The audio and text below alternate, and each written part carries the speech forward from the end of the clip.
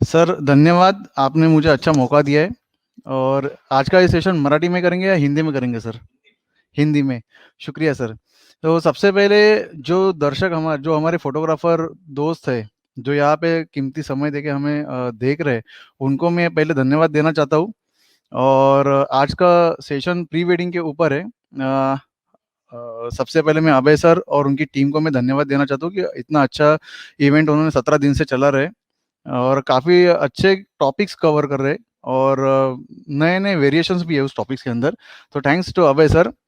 अभय sir, थोड़ी सी मैं जानकारी आपसे साथ बातचीत करना चाहता हूँ कि आप प्री वेडिंग के ऊपर कुछ सवालात करने वाले थे। मुझे पता था कि आपने कुछ सवाल। डेफिनेटली मैं बताना चाहूंगा actually what is meant by pre wedding. Pre wedding यानी क्या है और वो किस तरीके से शूट करना है, क्योंकि मैंने इनको बोला था इसके लिए उनको मेरे स्टूडियो में बुलाया है, तो इनको मैंने इसलिए बोला था कि प्री वेडिंग यानी क्या और वो क्यों करना जरूरी है।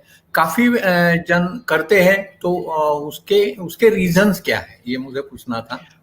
सबसे पहले प्री वेडिंग का बेनिफिट मैं आपको बताना चाहता हूँ। सर आपका प्री वेडिंग का बेनिफिट ये है कि वेडिंग इतने सालों से हम लोग करते आ रहे फोटोग्राफर। तो वेडिंग में आपको आपकी आर्ट दिखाने का मौका फॉर बहुत ही कम मिलता है। जो कुछ कैंडिड शॉट्स आपको मिलता है, तो अगर आप समझो 100 फोटोग्राफ्स क्लिक कर रहे हो, तो उसमें से 10 या 15 ही फोटोग्राफ्स आपकी यूनिक रहते हैं, या वो उसमें आर्ट रहते हैं कि जो आप प्रेजेंट कर सकते हो आपके क्लाइंट को। तो प्री वेडिंग ये प्लेटफॉर्म अलग है। प्री वेडिंग पे आप अपनी आर्ट दिखा सकते हो, आप अपना टैलेंट दिखा सकते हो, और उसमें आपको लंबी रेस की तरह ऐसा नहीं कि कितने मोस्ट ऑफली फोटोग्राफ्स कैप्चर करने हैं, या कोई टारगेट नहीं रहता है। तो ये बेनिफिट है प्री वेडिंग के ऊपर। प्री वेडिंग काफी समय से आप लोग सब करते आ रहे हो, तो इसका मेन बेनिफिट है कि आप अपनी आर्ट और अपनी फोटोग्राफी को आगे ले जा सकते हो। और सेकेंड चीज ऐसा है कि अभी सोशल मीडिया का ट्रेंड वेडिंग में बहुत ज्यादा 2-3 सालों से बढ़ता रहा है उसका ट्रेंड। तो सोशल मीडिया पे लोग आप जो वेडिंग में फोटोग्राफ्स क्लिक करते हो, तो वो ज़्यादा पोस्टिंग करना पसंद नहीं करते, क्योंकि वो आर्टिस्टिक नहीं रहते, कभी कभी वो कैंडिड नहीं रहते, एक नॉर्मल इन्फॉर्मेटिव रहते। तो एक सोशल मीडिया पे आप वेडिंग का एल्बम प्रेजेंट कर सकते हो, बट अगर आपको फोटोग्राफी दिखानी हो कपल की, तो कपल भी चाहते हैं कि उनके कुछ रोमांटिक, कुछ अच्छे आर्टिस्टिक फोटोग्राफ्स क्लिक हो, और वो आप उनको सोशल मीडिया पे या उनके क्लाइंट्स को दे सके। सबसे पहले प्री वेडिंग का बेनिफिट ये है कि वो इनविटेशन के तौर पे ज़्यादा यूज़ करते हैं। हाल ही में अगर आप देखेंगे तो सेव द डेट और वेडिंग ये वेडिंग इनविटेशन में उसका ज़्यादा इस्तेमाल होता है। वेडिंग इनविटेशन में वेडिंग कार्ड्स के ऊपर भी लोग बहुत सारा खर्चा करते हैं, नो डाउट। वेडिंग कार्ड्स रहेगा या गिफ्ट रहेगा, तो ये भी एक सुनहरा मौका है जो वेडिंग इनविटेशन हम क्रिएटिव कर सकते हैं। तो ये मेरे नज़र में प्री वेडिंग इंपॉर्टेंट चीज़ है, तो उसको गहराई में समझना जरूरी है सर। आपकी क्या राय है सर? आपको क्या लगता है? एक्चुअली मेरे हिसाब से भी परफेक्ट है कि ये सही तरीका है, लेकिन एक्चुअली मेरी खुद की एक सोच है कि प्री वेडिंग जो करते हैं उसके लिए प्रिपरेशन क्या करना चाहिए, और उसका इक्विपमेंट क्या यूज होना चाहिए, क्योंकि काफी कंफ्यूजन है यहाँ पर कि एक्चुअली कौन से इक्विपमेंट यूज करने चाहिए और कौन से क्या उसकी तैयारी क्या करनी चाहिए। हाँ, प्रिपरेशन इम्पोर्टेंट चीज़ है। काफ़ी लोग प्रिपरेशन में गहराई में जाते हैं और कंफ्यूज हो जाते हैं, कि उनको ऐसा लगता है कि हमें प्रॉप्स की ज़रूरत है, हमें बहुत सारा पोजेस की ज़रूरत है, लेकिन प्री वेडिंग वो चीज़ नहीं है। वो मैन्युपुलेशन जैसा है काम। प्री वेडिंग में इम्पोर्टेंट ये चीज़ है कि आप क्लाइंट आपको किस लोकेशन पे लेके जा रहा है। सेकेंड चीज़, उनकी सोच क्या है, क्लाइंट के माइंड में क्या है। क्योंकि जनरली क्लाइंट के घर के बाहर भी, नज़दीक में कहीं पे भी लोकेशन अच्छे रहते हैं, तो वो उधर भी जाके मोबाइल में शूट कर सकते हैं। वो क्यों आपके लिए एक महंगी जगह पे आपको लेके जाते हैं, क्यों इतना पैसा खर्चा करते हैं? तो इम्पोर्टेंट चीज़ है कि वो फील, ये शब्द का बहुत इंपॉर्टेंट है, फील। वो फील आपको फोटोग्राफी में आना है और उसको कैप्चर करना है। देखिए कैसा है कि आउटडोर फोटोग्राफी ये एक चैलेंजिंग काम है। स्टूडियो फोटोग्राफी मेरे ख्याल से ही चैलेंजिंग है। बस स्टूडियो फोटोग्राफी में आप लाइटिंग कंट्रोल कर सकते हो हर एक एंगल की, लेकिन आउटडोर पे ऐसा नहीं है। अगर आपका स्काई ओवर ब्राइटेड है, तो सॉरी, स्काई ज़्यादा स्ट्रांग है, तो उसके कंपैरिजन में आपके कपल्स के ऊपर लाइटिंग स्ट्रांग करनी है। तो उस समय आपकी दिक्कत ये आ जाती है कि कौन सी लाइट परचेस करे। तो इक्विपमेंट की बात इनडायरेक्टली यहाँ पे आ चुकी है। तो इक्विपमेंट में मेरा सजेशन ऐसा है कि फर्स्ट ऑफ ऑल, जिनको डे लाइट के ऊपर जजमेंट नहीं आता है एक्सपोजर का, कि जिनको ये तुरंत पिकअप नहीं मिलते कि अगर सनलाइट जिस रेज में आ रही है, सनलाइट का डायरेक्शन है, उसी रेज में हम उसी वे में हम कैप्चरिंग कैसे करेंगे। ऐसा अगर आपको नहीं आता है, अगर आपके पास वो प्रोफेशनलिज्म नहीं है, तो आप स्टूडियो लाइट्स परचेस करें। स्टूडियो लाइट्स में आप ये देखें कि वो बैटरी बैकअप के ऊपर हो। पर्टिकुलर ब्रांड के नाम में नहीं लूंगा, क्योंकि ब्रांड तो बहुत सारे आ चुके हैं ऐसे, तो वो तो आपके ऊपर डिपेंड है कि आपका बजट क्या है। बट सबसे पहले तो बैटरी बैकअप देखना है। बैटरी बैकअप भी ऐसा देखो कि उसके अंदर कम से कम 200 या 300 शॉट्स मिल सकते हैं एक बैटरी में, क्योंकि प्री वेडिंग में मुझे नहीं लगता कि आप सर 600 और 700 फोटो कोई क्लिक करता रहेगा। तो हमें ये देखना है कि 200-300 फोटोग्राफ्स बैटरी बैकअप मिलता है। ये हमारी पहली प्रायोरिटी है। दूसरी प्रायोरिटी ऐसे कि जो उसकी लाइट की इंटेंसिटी है वो मिनिमम 600 वोल्ट की हो, क्योंकि अगर 400 वोल्ट आप लेते हो, 200 वोल्ट लेते हो, 200 पावर की लाइट लेते हो, तो उसका फ्री इंटेंसिटी इतना नहीं मिलता है, क्योंकि आप सॉफ्ट बॉक्स लगाते हो, ग्रिड लगाते हो, वॉट योर स्नूट जो भी है, और लाइटिंग का डिस्टेंस सब्जेक्ट टू आपका लाइट कितना लंबा है उसके ऊपर से भी डिपेंड करता है। तो आपकी लाइट स्टूडियो लाइट की जो पावर है, मतलब बैटरी बैकअप वाली लाइट की पावर है, वो मिनिमम 600 तो चाहिए ही चाहिए, क्योंकि अगर आप हार्श सनलाइट में हो, आप कोई सी साइड जा रहे हो, या हिल व्यू आप कैप्चर कर रहे हो जैसे, तो आपको एक स्ट्रॉन्ग लाइटिंग चाहिए। चाहे तो आप उधर जाके कंट्रोल भी कर सकते हो आपकी रिक्वायरमेंट के ऊपर, क्योंकि रीजन ऐसा है कि इफ यू शूट ऑन 1.8, तो उसमें आप स्लाइटली फील लाइट भी दे सकते हो, डिपेंड्स ऑन लाइटिंग कंडीशन। क्योंकि अभी ये तो इन हाउस है, इन हाउस में तो मैं प्रैक्टिकल दिखा नहीं सकता, बट प्रैक्टिकली आपको एक समझा सकता हूँ कि क्या वहाँ पे आपको कैप्चरिंग करना है। दूसरी चीज ऐसा है, सर आपके पास एलिंग्रोम की है ना ये लाइट्स, वो मास्टर आरएक्स है ना आपकी। सर पीछे अगर आप देखते रहेंगे, यहाँ पे ये एलिंग्रोम की मास्टर आरएक्स है, इसकी पावर 600 वोल्ट है। सो इसका इंटेंसिटी बहुत अच्छा है। इससे बेनिफिट ऐसा है कि आप कोई भी लेंस के साथ आप आउटडोर फोटोग्राफी इजीली कैप्चर कर सकते हो। आपके सामने मॉडल हो, प्री वेडिंग कपल हो, या कोई भी हो, एक्टर हो, कुछ भी हो, आप उसकी फोटोग्राफी कर सकते हो। ये आपको मल्टीपर्पज काम होता है। दूसरा ये है कि lenses is important, camera is not important. Camera important है, लेकिन यहाँ पे आपको स्टोरी कैप्चर करनी है। स्टोरी कैसे कैप्चर करनी है, तो स्टोरी आप 3 वे से डिवाइड कीजिए। एक अल्ट्रा वाइड में, एक वाइड जो एक वाइड नॉर्मल वाइड जो अपना 24 से लेके 50 तक जो नॉर्मल वाइड चलता है रेंज, और उसके बाद आप टेली और सुपर टेली, ऐसे 4 वे में आप उसको कंपेयर कर सकते हो। इसका रीजन मैं आपको बता देता हूँ। अगर इफ सपोज अगर आपको एक अच्छे लोकेशन पे क्लाइंट लेके जा रहा है, वहां पे लेके जाने के बाद आप अगर 85 mm है, 105 mm है, या तो 70-200 के ऊपर आप प्री वेडिंग शूट करते हो, तो नो डाउट कपल की एक्सप्रेशन क्लोजअप अच्छे ही आने वाले। बट ये पहले सोचो क्लिक करने के समय कि क्लाइंट ने आपको ऐसे लोकेशन पे क्यों लेके गए, इसका रीजन क्या है। क्योंकि उनको वो चाहते हैं कि वो लोकेशन या वो फील वो उनको मिले। ओके, तो उस समय आपके पास एक अल्ट्रा वाइड जैसी लेंस होनी जरूरी है। जैसे 14-28 है, 15-28 है।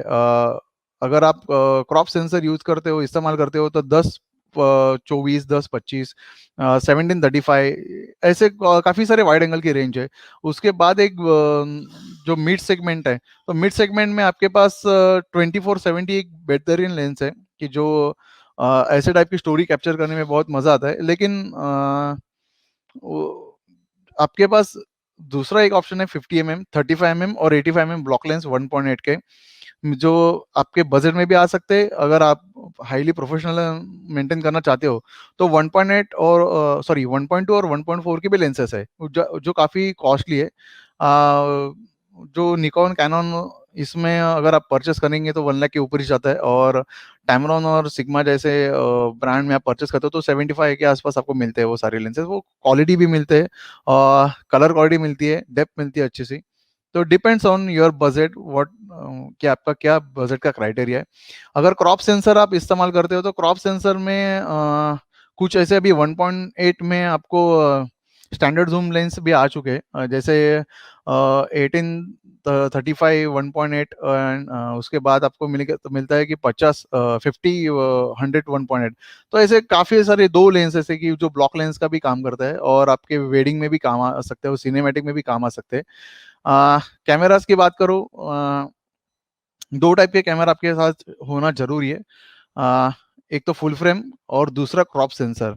इसका रीजन ऐसा है कि क्रॉप सेंसर, क्रॉप में तो बहुत सारे ऑप्शंस है, एपीसी है, फोर थर्ड है, उसके बाद सुपर 35 भी है, और फुल फ्रेम में तो एक ही है जो 36 और 24 है। तो ये दोनों की जरूरत है, क्योंकि ये दोनों की अपनी अपनी स्टोरी है। जैसे एक बोलते हैं ना कि आप दो फोटोग्राफर एक साथ में हो, तो दोनों का देखने का नजरिया अलग अलग रहता है। एक कंबाइंड, भले वो प्रोफेशनल हो, लेकिन दोनों का नजरिया अलग रहता है। क्यों? तो दोनों की सोच, दोनों की thinking. So same way crop sensor भी आपको एक अलग क्रिएटिविटी देता है। सेम वे में आपको फुल फ्रेम भी एक अच्छी क्वालिटी अच्छी एक व्यूज और अच्छा एक क्रिएटिविटी देता है। तो दोनों की जरूरत है। मैं ऐसा नहीं कहूंगा कि एक ही चाहिए आपके पास। पहले आप, अगर आपके पास क्रॉप सेंसर कैमरा है, तो आप क्रॉप सेंसर का स्टडी कीजिए कि उसके एक्सपोजर और उसका जो मीडिया है उसका क्या बेनिफिट्स है। कभी कभी ऐसा होता है कि कुछ कुछ शॉट्स जो है वो क्रॉप सेंसर में अच्छे मिलता है, क्रॉप सेंसर का जो लेंस का रेशियो है उसके अंदर अच्छा मिलता है। तो कुछ कुछ फुल फ्रेम के रेशियो में अच्छे मिलते हैं। तो दोनों का अपना अपना दुनिया है। एक फोर थर्ड का भी एक जमाना है, फोर थर्ड का भी अपना अपना एक प्लेटफॉर्म है, उसके ऊपर भी एक अच्छा सा आर्ट आप खड़ा कर सकते हैं, और उसके अंदर लाइट वेट कॉम्पैक्ट किट है। तो ये हो आपका जो क्वेश्चन था सर कि उसका ये जवाब था। संकेत पंडित पूछ रहे हैं, what is the concept of pre wedding? What is the, sir यहाँ पे उनका what is the perfect lighting and setup pre wedding. Okay okay, what is the concept of pre wedding. Pre wedding में देखिए, अगर आप समझो climate के साथ जानना चाहते हो, अगर समझो किसी कपल्स को नेचुरल एनवायरनमेंट के साथ जाना है, तो आपको सुबह और एक इवनिंग, ये दो तरीके में आपको वो कॉन्सेप्ट मिल सकते हैं। दूसरा एक है, अगर आपको बीच यहाँ पे मतलब कहीं पे भी अगर आपको एक आर्टिस्टिक स्ट्रक्चर मिलता है, कभी कभी एक देखिए ना, एक्सीडेंट हुई कार रहती है, कभी एक पुराना पेड़ रहता है गिरा हुआ, या फिर कुछ ऐसे जगह पे रहता है कि वो फैक्ट्री, ओल्ड फैक्ट्री रहती है, या ओल्ड वाड़ा रहता है, कुछ हिस्टोरिकल प्लेस है। हालांकि हिस्टोरिकल प्लेस पे अभी तो बंद ही किया है ना सर, क्योंकि मोस्ट ऑफ तो क्लोज हो चुके हैं। तो लेकिन ऐसे कुछ हिस्टोरिकल प्लेस है जहाँ पे अभी भी खुले हैं। हिस्टोरिकल प्लेस अभी भी ऐसे कुछ जगह पे है जहाँ पे फ्री ऑफ कॉस्ट आप जा सकते हो। अब वो आपको देखना पड़ेगा। अगर आप नासिक मतलब डहाणू और नासिक का जो रोड है, मनोर से त्र्यंबकेश्वर थ्रू जाता है, वो रोड पे आपको ये सारे लोकेशंस मिलते हैं। जो वहाँ पे हिस्टोरिकल प्लेस है, वहाँ पे कुछ मेरे ख्याल से रूल्स भी नहीं है कुछ। और आपको भाईंदर और वसई साइड में भी है, लेकिन अभी वसई में वसई किला तो बैन हो चुका है, वहाँ पे तो रिस्ट्रिक्शन डाल दी है। तो हिस्टोरिकल प्लेस आपको देखना पड़ेगा। साउथ बॉम्बे में भी है। अगर आपको पानी के साथ देखना है, समझो देखिए अभी ऐसे कि अभी बरसात है तो आपको वाटरफॉल्स बहुत सारे मिलते हैं। तो उसके लिए आपको लंबे लोकेशन पे जाने की जरूरत नहीं, तो नजदीक लोकेशन पे भी मिल जाता है। सेकंड, सिटी लाइफ देखना है तो सिटी लाइफ भी एक कॉन्सेप्ट है। और अगर आपको कुछ स्टोरी कवर करनी है कपल्स की, अगर कुछ लव मैरिज है, या तो वो जो मिलते हैं एक दूसरे से, उनकी कुछ स्पेशल स्टोरीज है, तो उनका कुछ नेचुरल अच्छा बॉन्डिंग है, तो उसके साथ भी आप स्क्रिप्ट बना के आप कॉन्सेप्ट बना सकते हो कि वो इजीली है। लेकिन इसके पहले इंपॉर्टेंट है कि आपको कपल के साथ बातचीत करना जरूरी है। कपल को पहले समझना जरूरी है कि कपल की रिक्वायरमेंट क्या है और उनका टेस्ट क्या है। आपके पास नंबर ऑफ चॉइसेस है, नंबर ऑफ क्रिएटिविटीज है, लेकिन वो सभी उनको पसंद आएगी ऐसा नहीं है।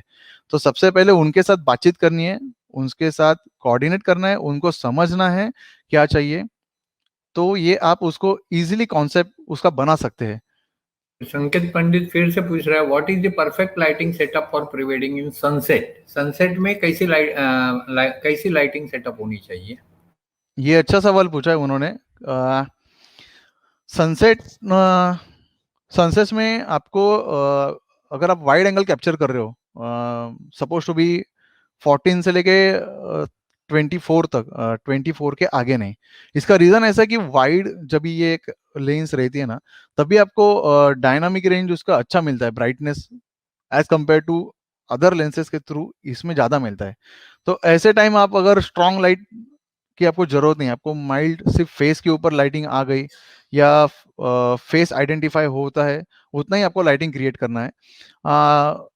उस समय आपको तो लाइट आपका जो है वो लंबा रखना पड़ेगा, क्योंकि आप वाइड कैप्चर कर रहे हो। ओके, अगर आप टेली कैप्चर कर रहे हो तो बात अलग है। तो टेली के लिए आप ग्रिड यूज कर सकते हो। अगर आपको सनलाइट जैसा इफेक्ट क्रिएट करना है तो आपके पास ऑक्टा है, ब्यूटी डिश है। आप जैसे वो कंडीशन है वहां पे उस हिसाब से आपको एडजस्ट करना है। अगर आप 50 mm से लेके आगे आप लेंस यूज कर रहे हो, अगर आपको पीछे हल्का सा सॉफ्ट ब्लर दिखाना है, इतना ही नहीं कि ज्यादा ब्लर हो गया तो वो लोकेशन समझ में नहीं आएगा, एक हल्का सा ब्लर दिखाना है, तो मेरे ख्याल से आपको तो फ्लैश भी इनफ है कि आप नजदीक में उनके फ्लैश भी रख सकते हो। तो बहुत सारे वेरिएशंस है।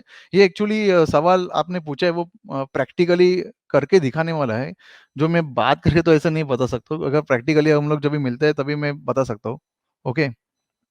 नहीं, उनका बोलने का एक दूसरा भी मतलब है कि वहां पर अगर समझो परफेक्ट लाइटिंग सेटअप का मतलब ये है कि प्री वेडिंग अगर सनसेट के टाइम करते हो तो एक्चुअली फ्लैश यूज करना चाहिए क्या, ये बोलने का मेरे हिसाब से उनका मतलब रहेगा। नहीं, ऐसा नहीं है।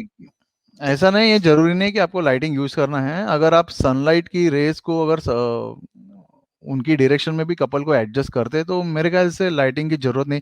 मेरे पास कुछ ऐसे पिक्चर्स हैं अभी भी, मैं मेरे साथ मैंने लाई है प्रेजेंटेशन में, तो उसमें मैंने किधर भी लाइटिंग यूज नहीं किया हुआ है, विदाउट लाइट सब कैप्चर किया। मैं आपको दिखा दूंगा आपके आगे, तो आपको और भी उसमें से आइडिया मिल सकता है मेरे ख्याल से।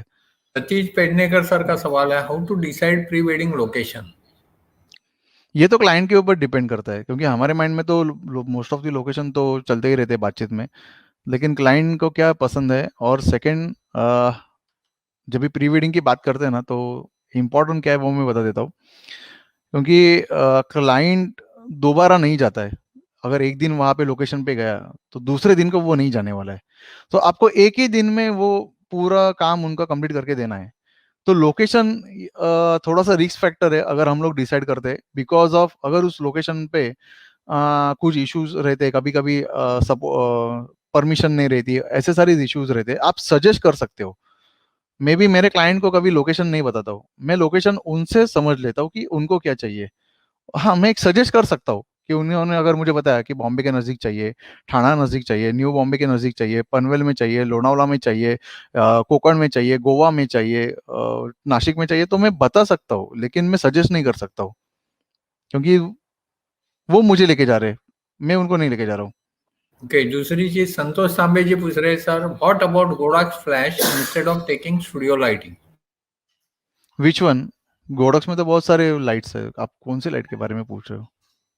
आप संतोष जी जरा कमेंट बॉक्स में डाल दीजिए कौन से एग्जैक्ट कौन सा गोडॉक्स फ्लैश के बारे में पूछ क्योंकि रहे हैं।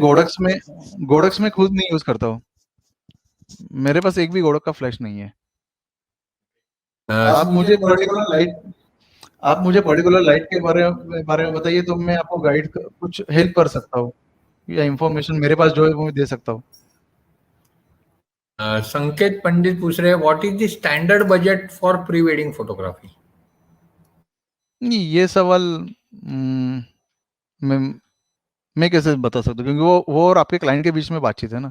नहीं, रेगुलरली उनका बोलने का मतलब ये है कि रेगुलरली प्री वेडिंग का कितना बजट देना चाहिए, यानी 10,000, 20,000, 25,000, 50,000, तो वो depends on your depends on your quality work. मैं ऐसा नहीं कह सकता हूँ, क्योंकि आप कैसे काम दे रहे हो, आपकी क्वालिटी क्या है काम की, वो तो मुझे पता नहीं। उसके ऊपर डिपेंड करता है। आपको एडिटिंग में भी उसको आपको फिनिश करना है, सारी चीज रहती है, वो कॉन्सेप्ट उनका रन होना चाहिए। आप जो बजट दे रहे हो वो बजट के अगेंस्ट आपका आउटपुट भी उनको मिलना चाहिए। ये सारी बातें इंपॉर्टेंट है।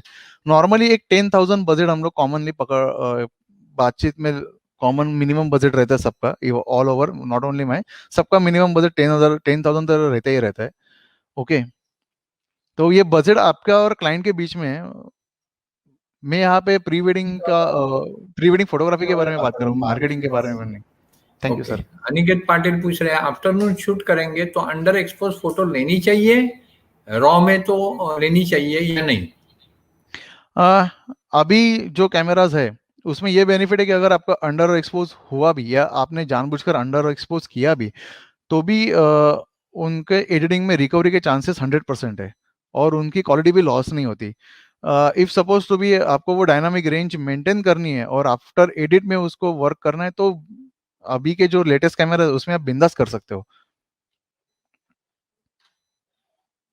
सतीश पेडनेकर जी पूछ रहे हैं, is location survey for pre wedding important? या इम्पोर्टेंट है, मोस्ट ऑफली तो इम्पोर्टेंट है, but client depends on client, क्योंकि ये वेडिंग क्लाइंट्स है। वेडिंग क्लाइंट्स में उनका माइंड अलग रहता है। कभी कभी बहुत सारे फोटोग्राफर्स भी आप देखेंगे तो आपको पता चलेगा कि उनके वो तो प्रोफेशनलिज्म से सोचते हैं, लेकिन क्लाइंट लोकेशन पे जाने के बाद उनका अलग ही सोच रहता है। तो वो हमें अपनी सारी चीजें अपने जेब में रखनी पड़ती है। सर सही है कि गलत है ये बात? आपने भी 2-3 बार एक्सपीरियंस लिया हुआ है। दूसरी चीज है, बड़ा लड़का है Balaji media, happy birthday Jitu sir कर रहे हैं, यानी मुझे भी पता नहीं था, मुझे भी याद नहीं, सवेरे से मैं ये इसमें नमस्कार। लगा था। तो हैप्पी बर्थडे जीतू सर, आप जियो धन्यवाद हजारों सर। साल, और साल के दिन हो 50,000। धन्यवाद धन्यवाद। तो दूसरी चीज है, संतोष तांबे बता रहे हैं उनके पास एडी 200 है। 8200 भी अच्छी फ्लैश है। मेरे काफ़ी सारे दोस्तों के पास है, और मैंने जब ये फ्लैश लॉन्च हुई थी तभी भी मैंने देखा था। नो डाउट 8200 का परफॉर्मेंस अच्छा है, बट अगर 8200 आप परचेस कर रहे हो और अगर आप हार्श सनलाइट में प्री वेडिंग कैप्चर कर रहे हो, मतलब तो आपको 8200 ऑलमोस्ट क्लाइंट के 5 फीट के दूरी में रखना पड़ेगा। इसका बेनिफिट भी है, और एक तकलीफ भी ऐसे है कि अगर आप वाइड एंगल कैप्चर करना है तो 8200 इतना खासम खास वर्क नहीं करता है, क्योंकि लॉन्ग डिस्टेंस से उसका ट्रांसमिशन इतना स्पीड नहीं है कि वो कपल को प्रॉपर मैनेज कर सके। और सेकंड चीज़, अगर आप 24-120 ये जो आपका कॉमन लेंस है F4, अगर उसके साथ परफॉर्म कर रहे हो तो ठीक है, 8200 बेटर, कोई इशू नहीं है, और कॉम्पैक्ट भी है, जो छोटे से बैग में भी कैरी होता है, और उसके एसेसरीज भी बहुत अच्छे हैं। तो 8200 ऐसे लेंसेज के साथ मेरे ख्याल से अच्छा है सर, यूज उसका। अरूप बोस पूछ रहे हैं, and how to decide songs, pre decide और post decided if client choose the location? Client अगर आपके साथ बातचीत कर रहा है और आपको आपके प्रोफेशन को वो समझ रहा है, आपके प्रोफेशन को मतलब फोटोग्राफी को, तो प्री सॉन्ग डिसाइड करना बेटर है। बट अगर कुछ कुछ क्लाइंट्स ऐसे रहते हैं कि उनको सिर्फ दिखाना रहता है कि हमने प्री वेडिंग किया, उनको ना तो सॉन्ग से कोई मतलब रहता है, वो तो अपनी धुन में अलग ही उनका मूड रहता है। तो ऐसे टाइम आप एक कॉमन प्रोग्राम आप बना के चलो शूट का, कि कुछ ऐसे शॉट्स है जो किसी भी गाने के ऊपर या किसी भी सिचुएशन में वो मैच हो सके। बट प्रोफेशनली अगर बात करेंगे तो सॉन्ग पहले डिसाइड होना जरूरी है, तो आपको और उसका आप क्रिएटिविटी बढ़ा सकते हो। एक अच्छा सवाल है उनका। सतीश पेडनेकर, विजय शेटे, संतोष तांबे, अर्जुन नाइक, सोमनाथ कार्डे, सब आपको बर्थडे विश कर रहे हैं। So again many many happy returns of the day. Thank you thank you. Aniket Patil पूछ रहे हैं, sir facing issues in posing couple and to make them comfortable, अगर वो अरेंज मैरिज है तो? ये बहुत ही अच्छा क्वेश्चन अभी तक आया हुआ है, जितने क्वेश्चन पूछे उसमें से ये नंबर 1 का क्वेश्चन रहेगा सर मेरे ख्याल से, क्योंकि यही तो मेन खासियत है अपने प्रोफेशन की, कि आपको जो क्लाइंट का फेसिंग, सबसे पहले मैं बात करूंगा कि क्लाइंट आपका ये नहीं है, मतलब एक्टर नहीं है, वो एक नॉर्मल अपनी लाइफ जीता है। तो उसको कैमरे कैमरा उसको हैंडलिंग नहीं समझ में आता है, कैमरा एंगल्स उसको नहीं समझ में आता है। ये इम्पोर्टेंट है इस टाइम कि आपके अंदर एक आर्टिस्ट की प्रतिभा होनी चाहिए, मतलब एक जो स्कूल लेवल से आर्टिस्टिक ड्राइंग करते हैं, पोर्ट्रेट ड्राइंग करने वाले लोग हैं, उनका टैलेंट आपके आपके पास होना जरूरी है। बिकॉज आपको मैं एक एग्जांपल के तौर पे बताता हूँ कि जो फेस इशू है ना, वो आप कैसे सॉर्ट आउट कर सकते हो। एक छोटा सा टेक्निक है, आप चाहे तो रात को भी कर सकते हैं, जब भी अंधेरा हो जाता है, आप अपने मोबाइल का ही टॉर्च ऑन कीजिए, या तो अपने वेब लैपटॉप पे या आप कैमरा के सामने बैठिए, और वो जो आप अपना फेस स्टडी रखिए, उसको मूव मत कीजिए, जितना मतलब मूवमेंट मत दीजिए, जैसा है वैसे रखो, और सिर्फ वो मोबाइल का टॉर्च है ना, वो ऐसे आप घुमा दो, जस्ट लाइक ये समझो ये मोबाइल है, दिस इज द मोबाइल। तो ये टॉर्च ऑन करके आपको ऐसे घुमाना है, और जब भी आप ऐसे उसको घुमाते हो अंधेरे में, तो आपको समझ में आता है कि आपका फेस किस लाइटिंग डायरेक्शन में अच्छा लगता है।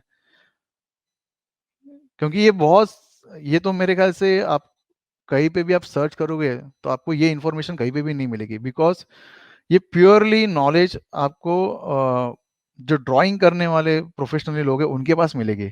और मैं बचपन से स्कूल लेवल से मैं ड्राइंग में मेरा अच्छा था। और जहाँ पे मैं दहीसर में रहता था, तो दहीसर के ही नज़दीक हमारे यहाँ पे लोकेशन पे जेजे स्कूल ऑफ आर्ट्स के स्टूडेंट्स आके बैठते थे, तो मैं बचपन से उनको देखते आ रहा हूँ। और काफ़ी लोगों को मैं ऑयल पेंट बनाते हुए भी देखते आ रहा हूँ। तो लाइटिंग वो पहले ये सोचते हैं, क्योंकि पेंटर के जब भी कोई पेंट करता है, ऑयल पेंट करता है, तो उनके सामने कोई लाइटिंग नहीं रहती। उनके सामने एक उनके माइंड में एक वो फेस रहता है। लेकिन वो माइंड के अंदर ही वो फेस को डिजाइन करते हैं कि अगर मैं ये फेस के ऊपर लाइटिंग ऐसा करूँ तो वो फेस और भी अच्छा दिखेगा। तो आपको ये प्रैक्टिस आपको घर पे करनी है। अगर ये बात थोड़ा सा आपको अभी जजमेंट नहीं हो जाए, जजमेंट नहीं होने वाली। जब भी आप खुद घर पे प्रैक्टिस करोगे तो आपको इसका ये नॉलेज आ जाएगा। तो एक बार आप मेरे लिए, मेरे बर्थडे के दिन एक गिफ्ट है, मैं आपको मेरे तरफ से ऐसा समझ लीजिए। और आप घर पे आईने के सामने या कोई कैमरा के सामने रिकॉर्ड करके देखिए, तो आपको आपको खुद को समझ में आएगा कि आपका फेस कौन से लाइटिंग डायरेक्शन में और भी अच्छा बेटर लगता है। कैमरे के सामने में लेफ्ट प्रोफाइल अच्छा लगता है या राइट प्रोफाइल अच्छा लगता है, ये मैटर नहीं रहता है। ये आपका एक माइंड में बैठा हुआ एक अलग पार्ट है। तो आप लाइटिंग कैसे घुमा के फेस आपका और भी ब्यूटी आ सकता है, उसका जजमेंट लीजिए। तो आपको क्लाइंट का फेसिंग इशू कैसा करना है वो समझ में आएगा। ये मतलब आप उनको एज अ प्रोफेशनल एक्टर भी प्रेजेंट कर सकते हैं, वो लाइटिंग अगर आपको वो क्लू समझ में आया तो। सेकंड चीज, उनका एक्सप्रेशन। अभी उनका जो एक्सप्रेशन है वो आपको कैच करना है ना, तो दो बातें जरूरी है। जब भी आप क्लाइंट के साथ बात करते हो ना, तभी उनके लिप मूवमेंट, आई मूवमेंट और फेस मूवमेंट के ऊपर आप ध्यान रखिए कि वो कौन सी बात के ऊपर एक अच्छा एक्सप्रेशन ज्यादा प्रोवाइड करते हैं। मतलब अगर बातचीत करते करते अगर आप जोक कर रहे हो तो जोक के बीच में स्टार्टिंग में वो एक्सप्रेशन देते हैं, बाद में हंसने के बाद नहीं देते। तो ये सारी छोटी छोटी बातें हैं, ये अभी प्रोफेशनलिज्म की बात है, अभी इतना डिटेल में तो मैं आपको दिखा नहीं सकता हूँ। बट ये जब भी ह्यूमन फेस का अगर आप स्टडी करेंगे तो आपको समझ में आएगी।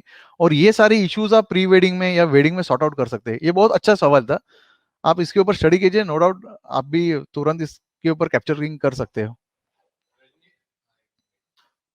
रजनी माधवानी, अर्जुन नाईक, सोमनाथ कोरडे, जयंत पाटिल, भंजीभाई मखाकिया, श्री फोटोग्राफी फिर से आपको हैप्पी बर्थडे विश कर रहे हैं। और जो अगला क्वेश्चन है वो एक मिनट, हाँ, संकेत पंडित का, विच फ्लैश और light should be use for seal out photography? Sell out में तो फ्लैश की तो जरूरत नहीं है, लेकिन नहीं है। उन्होंने जो क्वेश्चन पूछा है उसका तो जवाब होना चाहिए। नहीं, उन्होंने कोई तो भी कुछ इमेजेस, कुछ सैंपल इमेजेस देखी रहेगी, तो वो उनके वो उन्होंने इस हिसाब से उन्होंने क्वेश्चन पूछा रहेगा। एक्चुअल में सेल आउट में तो फ्लैश की अगर जरूरत नहीं, आपको बट ये क्वेश्चन पूछना है तो मैं सर का नंबर यहाँ पर डाल देता हूँ, जिनको क्वेश्चन नहीं पूछना सर, एक एक मिनट, हम इनका भी जवाब देते हैं हमारे सोच से। ट्राई टू बेटर वे, ये अच्छा है कि चैलेंजिंग क्वेश्चन है। सेल आउट में आप देखिए, स्लाइटली कपल का फेस एजिंग है वो दिखा सकते हैं। मेरे ख्याल से वो रिम लाइट हल्की सी करके, या तो एक सी शेप की लाइट दोनों के फेस के ऊपर, डिपेंड्स अभी आप पोजीशन कैसा लेते हो कपल के ऊपर, उसके ऊपर डिपेंड है। ये मैंने भी एक बार ट्राई किया था, इसका एक फोटोग्राफ्स है मेरे पास सर, मैं आपको दिखाता हूँ। ऐसा एक फोटोग्राफ्स मैंने भी है, मेरे पास भी है, मैं आपको दिखाता हूँ थोड़ी देर में ये। का फिर से एक क्वेश्चन है, is it necessary to make client comfortable with you when you are shooting so that your photos get the best expression? ये तो इम्पोर्टेंट है सर, यही तो, इसके ऊपर ही तो आपका काम है। ओके, अरूप बोस पूछ रहे हैं, sir in outdoor location Elinchrom FRX master light is not for use which is not sale forward, then which brand is better for outdoor activities? जहां तक FRX की बात करूं, पहले तो बात हम बैटरी बैकअप लंबा रखते हैं क्वेश्चन। FRX मैं खुद यूजर हूँ, मेरे पास मैं खुद एलिंग्रोम के मेरे पास 2 किट्स है FRX के। और जो FRX में आउटपुट मिलता है वो अदर ब्रांड में हम लोग ने ट्राई किया, कहीं पे भी नहीं मिलता है। फ्रैंकली टू स्पीक, मैं अदर ब्रांड्स का मैं डीमोडर्नाइज नहीं कर रहा हूँ, बट एक्चुअली उनका एक क्वेश्चन है कि वही आउटडोर वही में एलिनकॉन FRX लेके नहीं जा सकते, तो उसके लिए क्या है? मैंने पहले ही कहा कि सर, बैटरी बैकअप का सवाल बाजू में पहले रखते, और जो FRX की क्वालिटी है, क्योंकि ऐसी क्वालिटी मैंने अभी तक कहीं पे भी देखी नहीं है, तो FRX के साथ दूसरा कंपैरिजन तो आ नहीं सकता है। लेकिन बट सिमिलर टू दैट, आप एलिंग्रोम ने बैटरी बैकअप वाला एक मॉडल लॉन्च किया है, 400 पावर रेंजर का। RX भी है। रेंजर RS भी है, तो आप ये इस्तेमाल कर सकते हैं, और इससे आपको काफी अच्छा रिजल्ट मिलता है। लेकिन और उनकी बाकी सारे मेरे हिसाब से उनकी कॉस्ट बहुत ज्यादा है, लाख के ऊपर ही है ना सब light. Sir, Elinchrom Elinchrom is a quality brand, तो तो नहीं नहीं, उनकी कॉस्ट मैं बता रहा हूँ, लाख के ऊपर ही है सबकी। नो डाउट ये अभी ये एफ आर एक्स की कॉस्ट भी 50,000 के आसपास जाती है ना, इसे भी तो हम लोग परचेस करते हैं तो। अनिकेत पाटिल पूछ रहे हैं, मैं अगर f1.4 से 85 mm से शूट करता हूँ तो मेरे फोटो स्लाइटली ब्लर आते हैं। अगर मैं शटर ज्यादा रखता हूँ फिर भी camera Sony A7 Mark III है मेरे पास। दूसरे फोटोग्राफर का 1.4 F stop P2 sharp image आती है। हम्म, सही, इनके क्वेश्चन में 3 क्वेश्चन बन रहे हैं। उन्होंने क्या लिखा है कि मैं अगर f1.4 से 85 mm से शूट करता हूँ तो मेरा फोटो स्लाइटली ब्लर आता है, ये एक क्वेश्चन हो गया। अगर मैं शटर ज़्यादा रखता हूँ फिर भी कैमरा सोनी α7 Mark III, दूसरे फोटोग्राफर का 1.4 P2, ये P2 क्या है सर? ये P2 मुझे समझ में नहीं आया। मैं वो सवाल एक एक्चुअली मैं सवाल उनकी तरफ से पूछता हूँ कि P2 अगर मैं P2 85 mm 1.4 से शूट करता हूँ तो मेरे फोटो स्लाइटली ब्लर आते हैं। अगर मैं शटर ज्यादा रखता हूँ फिर भी मेरा कैमरा सर सोनी नहीं, उन्होंने लिख दिया सर, उन्होंने लिख के दिया कि पे लिख के दिया। ओके ओके ओके, सॉरी, 1.4 पे शार्प इमेज आते हैं। हाँ, ये मोस्ट ऑफली सर, आपका माइक ये मोस्ट ऑफली फोटोग्राफर का इशू है, आते हैं फील्ड पे। सबसे पहले तो मिररलेस कैमरा आप यूज कर रहे हो, और आप फिर भी आपको ये इशू आ रहा है, तो फर्स्ट ऑफ ऑल ये आपका जो लेंस है, अ, उसका फर्मवेयर अपडेट, या तो उसका फोकस ट्रैकिंग आप एडजस्ट करके लीजिए। उसका एक एडेप्टर भी आता है, अगर आपने जिस कंपनी का लिया है उस कंपनी से आप उसको मैच कर दीजिए, तो आपका ये इशू सॉर्ट आउट हो जाएगा। सेकंड, क्योंकि मोस्ट ऑफली जो ये इशू आता है वो इशू लेंस आपका कैलिब्रेट नहीं रहता है कैमरे के साथ, मैच नहीं हो पाता है, इसलिए आते हैं। तो सबसे पहले आप जो आपका सिग्मा या 85 में 1.4 लेंस है, उसको पहले आप कैलिब्रेट कर लीजिए, और उसके बाद उसको चेक करके बताइए। तो मेरे ख्याल से ये इशू आना नहीं चाहिए। दूसरा, एक मिनट सर, दूसरा उनका क्वेश्चन ऐसा है कि स्लाइटली ब्लर आता है। सर, 85 mm का एक रेंज है, वो रेंज आप जब भी प्रैक्टिस करते हो ना, तो प्रैक्टिस के दौरान आप उसको पहले जज कीजिए कि कितने डिस्टेंस में उसका ये स्लाइटली ब्लर स्टार्ट होता है, और कितने डिस्टेंस के बाद ये कम हो जाता है। मतलब सर, कैमरा ही यहाँ पे एक सैंपल के तौर पे इनको मैं एक्सप्लेन करके दिखाता हूँ। वो फर्मवेयर अपडेट करे ना करे, वो उनका एक इशू में आपको एक प्रैक्टिकली भी बताता हूँ। ओके, सपोज टू बी ये आपका कैमरा है, ये तो अभी जो भी कैमरा है, ओके, ये आपका सोनी α7 Mark III कैमरा समझ लीजिए, और इसमें आपने 85 लगाया है। तो ये अपर्चर रहेगा 1.4। आप शटर स्पीड आपको बढ़ाने की जरूरत नहीं है, शटर स्पीड 200 रखिए। ये मेरे खुद का एक्सपेरिमेंट है सर, ये मैं कहीं पे यूट्यूब पे या किसी से सुन के नहीं बता रहा हूँ, ये मेरा खुद का एक्सपेरिमेंट है, और अभय सर को भी पता है कि हम लोग सर के साथ भी बहुत सारे एक्सपेरिमेंट करते रहते। सभी हम लोग एक्सपेरिमेंट यूट्यूब पे या सोशल मीडिया पे नहीं रखते, वो हमारा खुद का टैलेंट है, तो हम लोग मतलब खुद का हम लोग ने सर्च रहता है तो हमारे पास रहता है। आप क्या कीजिए कि एक लाइव व्यू मोड ऑन करके या किसी मॉनिटर पे कैमरा कनेक्ट करके ना, आप एक समझो ऐसे कुछ चीज ऐसे आप लंबे लंबे लेके जाइए कैमरे के सामने से, तो आपको समझ में आएगा कि जो उसका ब्लर आ रहा है एजेस, वो किस डिस्टेंस पे जाके कम हो रहा है। सर सही है गलत है ये बात? तो ये एक बेस्ट सॉल्यूशन है। अगर आपको कुछ जो लेंस आप परचेस करते हो ना, तो सबसे पहले उसका डायमीटर इंपॉर्टेंट है। 85 mm में 1.8 से लेके 1.2 तक काफी सारे, अभी तो मेरे ख्याल से 0.5 का भी लेंस आ चुका है 85 mm, मैंने सुना है बट देखा नहीं है। तो ऐसा रेंज है, तो जैसे जैसे उसका एपर्चर बढ़ते रहता है तो उसका डायमीटर भी बड़ा हो जाता है, तो डायमीटर बड़ा हो जाने के बड़ा होने से उसका फोकस ड्राइव भी बढ़ता है। तो ये काफी सारे टेक्निकल रीजंस है, बट आप प्रैक्टिकली आपको समझ में आएगा सिंपली इस वे से मैं आपको बता देता हूँ कि आप कैमरा माउंट कीजिए। कैमरा माउंट करने के बाद आप एक कैमरा का लाइव आउटपुट अपने मॉनिटर पे दीजिए, जहाँ पे आप देख सकते हो, और एक कुछ कुछ भी एक सब्जेक्ट लीजिए और वो लेंस के सामने से थोड़ा थोड़ा थोड़ा थोड़ा दूर लेके जाइए ऑटो फोकस के साथ, तो आपको समझ में आएगा कि सर्टन डिस्टेंस के बाद उसका एजिंग ब्लर होना बंद हो जाता है। ये आपको एक इजी सॉल्यूशन बता रहा हूँ मैं। बाद में आप उसको ट्रैकिंग, उसका फर्मवेयर अपडेट करके उसके फोकस मैच करके आप देखिए, वो बात अलग है। ये सर। सेवन सेल्फी क्रिएशन पूछ रहा है सर, फोटोग्राफ के लिए 5D Mark IV या सोनी A7 बेस्ट रहेगा?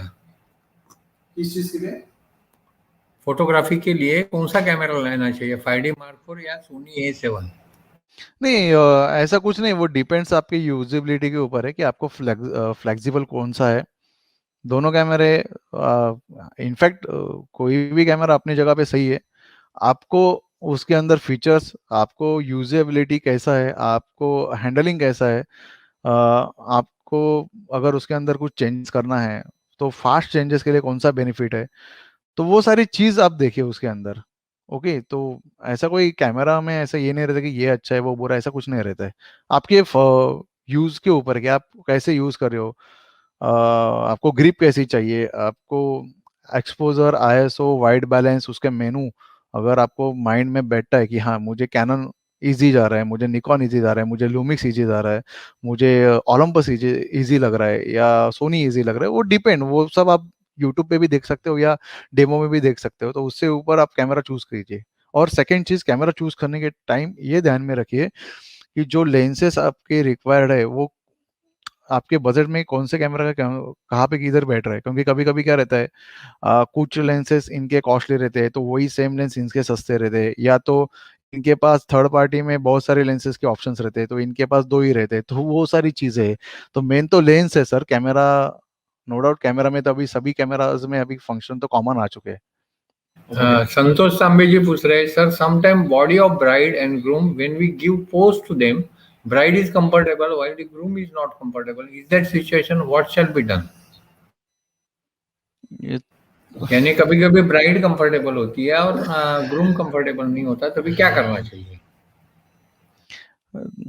अभी मैं कैसे एक्सप्लेन कर सकता हूँ, क्योंकि वो तो उस लोकेशन पे, उस सिचुएशन पे डिपेंड करता है। अगर कपल में से दोनों एक तो को अगर अगर कैसे कैसे आपके आपके साथ साथ कोऑर्डिनेशन कोऑर्डिनेशन है, है, तो उसके ऊपर डिपेंड है। हाँ, हाँ, एक एक जो सर माइक आपका, सॉरी। एक चीज तो मैं आपको बता सकता हूँ आराम से, क्योंकि जब भी आप बातचीत के लिए जाते हो तो आप बातचीत किससे कर रहे हो, कभी कभी कैसा रहता है, क्लाइंट के पास वेडिंग का काम देने वाले, वेडिंग का भी आपको कोई इंक्वायरी दे रहा है या कोई जॉब दे रहा है, वेडिंग फोटोग्राफी दे रहा है काम, तो क्लाइंट खुद देता है जो कपल है। कभी कभी मम्मी डैडी उनके देते हैं, कभी कभी उनके रिलेशन में देते हैं, कभी फ्रेंड सर्कल में देते हैं। तो वो कैसा रहता है, कभी आपको फोन आएगा कि नहीं यार, उस दिन मेरे फ्रेंड का वेडिंग है, तुम आ जाना, तुम्हारा इतना बजट है, डन। तो उस टाइम आपके क्लाइंट के साथ, मतलब जो मेन कपल है उनके साथ बातचीत नहीं हुई रहती है, तो ट्राई टू पहले दिन जाके ऐसे अगर आपको लग रहा है कि नहीं इन्होंने बजट अच्छा दिया है, उनको फोटोग्राफी अच्छी होनी जरूरी है, तो पहले एक दिन जाके ना ऐसे ही उनका मेहंदी हल्दी कुछ भी शूट करके आपको जजमेंट आ जाएगा कि कपल कैसा मूड में है। तो आपको अगर उनका दोनों का फेवर या दोनों की ट्यूनिंग। कैसा कैसा मूड मूड है है वो वो ट्यूनिंग ट्यूनिंग आपको अगर समझ में आई तो आप उस वजह से वेडिंग में भी उनको कैप्चर कर सकते हैं। डिपेंड्स। अगर एक मराठी में एक कहावत है सर, मैं बात एक मराठी की कहावत बता सकता हूँ की मेरे फादर कभी कभी मुझे बोलते थे की सशाच्या शिकारीला वाघा साहित्य घेऊन जावं लागते। वैसे आर्ट का भी है। अगर आपके पास हर एक क्राइटेरिया की आर्ट या हर एक टेक्निक होनी जरूरी है, और जब भी आप फील्ड पे जाते हो तभी उसको आपको बाइफरेट करना है कि यहाँ पे कौन सी आर्ट कैसे परफॉर्म करनी है, तो यू कैन एडजस्ट देम। तो इजी है वो कभी इसका भी हम लोग सोच के सेशन करेंगे सर।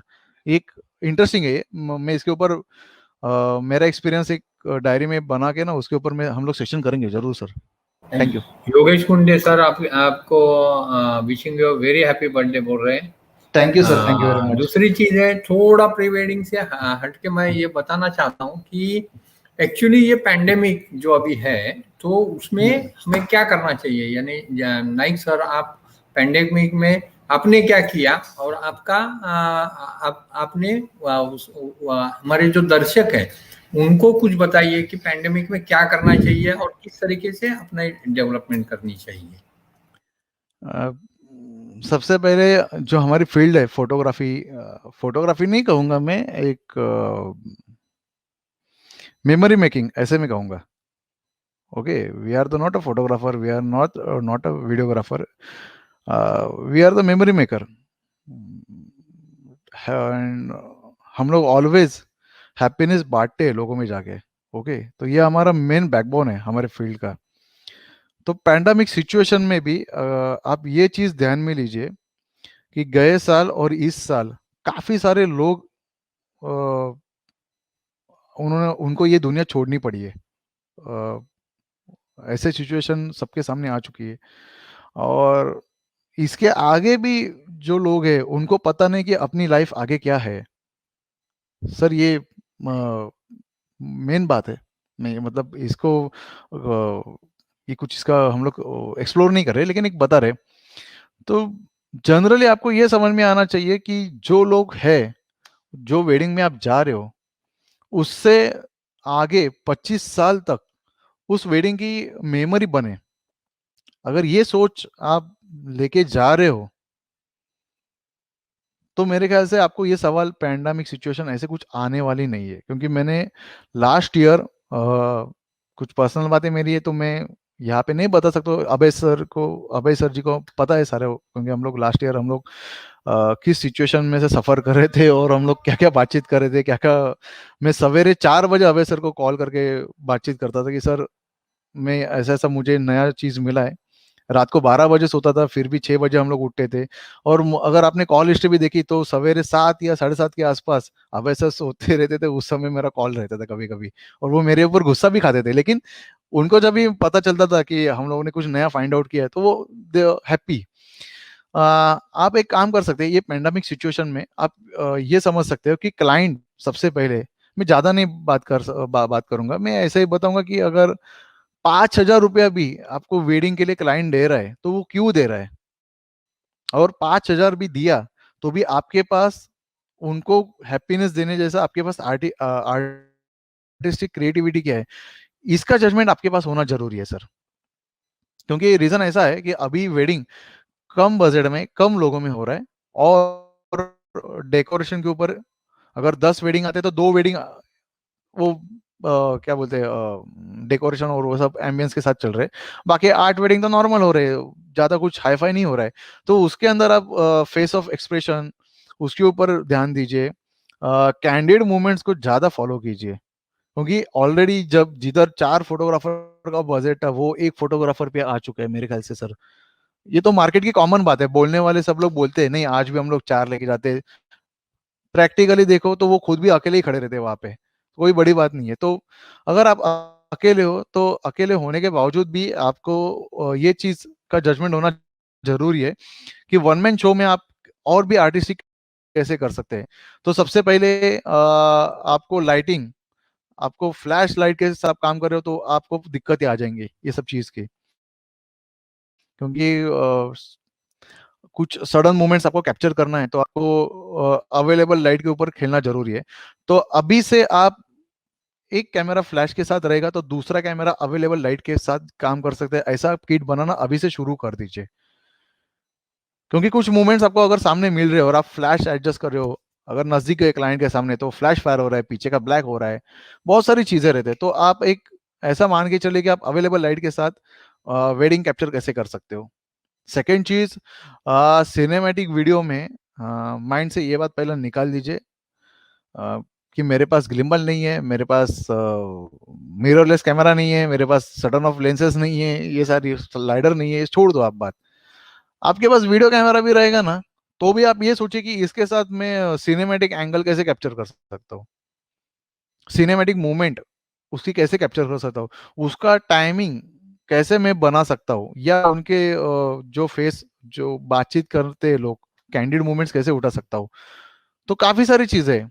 अब अगर आप इसके ऊपर तो 2 दिन का सेशन हो जाएगा बातचीत करने के लिए जाएंगे तो, क्योंकि लास्ट ईयर सही में हम लोगों के बीच बहुत सारी बातें हो चुकी है, एल्बम डिजाइनिंग से लेके प्री वेडिंग एडिटिंग से लेके photography, videography, cinematography, evenly social media पे मार्केटिंग कैसी करनी है, काफी सारी चीजों के ऊपर बातचीत हो चुकी है हमारी, बहुत सारी लंबी बातचीत अभी भी चलती है हम लोग की। तो जैसे हमें और भी सिचुएशन मिलेगी तो हम लोग आपसे ये शेयर करेंगे। उसमें से कुछ एग्जाम्पल के तौर पे मैंने ना लास्ट ईयर मेरा यूट्यूब चैनल मैंने चालू किया, स्टार्ट किया। सालों से मुझे बताते आ रहे कि तुम यूट्यूब के ऊपर आ जाना, तुम यूट्यूब चैनल चलाना, लेकिन मुझे स्पार्क नहीं हो रहा था कि यूट्यूब के ऊपर आना ठीक है, लेकिन क्या डालूं, कुछ क्रिएटिव होना चाहिए, कुछ यूनिक होना चाहिए, कुछ लोगों को लगना चाहिए कि जितेंद्र नाइक है तो यस कुछ तो भी अलग ही रहता है हमेशा। तो फेसबुक के ऊपर भी मैंने पोस्टिंग देरी से स्टार्ट की, लेकिन आप फेसबुक के ऊपर अगर आप मेरे पोस्ट देखते हैं, फोटोग्राफी देखते हैं, तो आपको यूनिकनेस मिलेगा, नो डाउट। यूट्यूब पे मेरा चैनल है जितेंद्र अनिल नाइक। मेरा कोई वो कमर्शियल चैनल नहीं है, वो मेरा पर्सनल चैनल है। अगर आपको सब्सक्राइब करना है तो सब्सक्राइब कीजिए, नहीं करना है तो नहीं किया तो भी मुझे कुछ बुरा नहीं लगेगा, वो आप, क्योंकि मेरा वो कमर्शियल है नहीं, फ्रैंकली स्पीक सर आपसे नहीं। तो आप मेरे चैनल के ऊपर जाके मैंने कुछ वीडियो अपलोड किए हैं, आप देखेंगे तो आपको समझ में बिल्कुल, आएगा। आप इनके चैनल पे जाइए और सब्सक्राइब कीजिए। एक्चुअली देखिए कैसा है, हर एक बंदा चाहता है हम ग्रो हो, मैं भी चाहता हूँ आप सब ग्रो हो, इसीलिए ये सीरीज चल रही है। दूसरी चीज है कि यहाँ पर वी मीडिया, जो कि कल उनका वीडियो एडिटिंग पे लेक्चर है, तो वो भी आए हुए हैं। फिर मनोज ब्राह्मणे, वी मीडिया, पार्थ जीडीए, और ये सब आपको हैप्पी बर्थडे कह रहे हैं, फिर अगेन हैप्पी बर्थडे। संकेत पंडित जो है वो पूछ रहा है which trigger flash is best and is using Magmod kit best for photography, यानी उनका बोलने का मतलब है कि कौन सा फ्लैश बेस्ट फ्लैश है और मैगमॉट किट यूज करना चाहिए या नहीं। ये संकेत पंडित कहाँ से बात करे, बॉम्बे से बात करे कि ओके। फ्लैश ट्रिगर, अभी फ्लैश ट्रिगर में आपको कॉमन चीज बता देता हूँ कि आपको देखना क्या है, कि कौन सा पर्टिकुलर ब्रांड से ऐसा कोई वो रिलेटेड नहीं है। आपको देखना है वो वायरलेस है कि नहीं, और उसका स्पीड, उसका ट्रांसमिशन 2.4G है कि नहीं, वो आपको देखना है। अगर वो दो रिक्वायरमेंट कोई भी ट्रिगर में मिलती है तो यू कैन बाय दिस। वो आपके बजट के ऊपर है। स्टार्टिंग बजट 3,000 से लेके 15,000 तक ये ट्रिगर की कीमतें हैं, अपने अपने लाइट्स के ऊपर भी है। लेकिन हाँ, इतना तो मैं बता सकता हूँ कि मैं खुद गोडोक्स का ट्रिगर यूज कर रहा हूँ, क्योंकि वो ट्रिगर और रिसीवर दोनों है, ट्रांसमिट और रिसीवर, और वो अच्छा परफॉर्म करता है। हम लोगों ने चेक किया और हमने उसको परचेस किया है। अशोक सेन पूछ रहे प्री वेडिंग के कुछ फोटो तो दिखाइए, एक्चुअली ये बातें ही चल रही है, कुछ तो दिखाइए। यस सर, तो यस सर, आप स्क्रीन शेयर कीजिए। एक मिनट।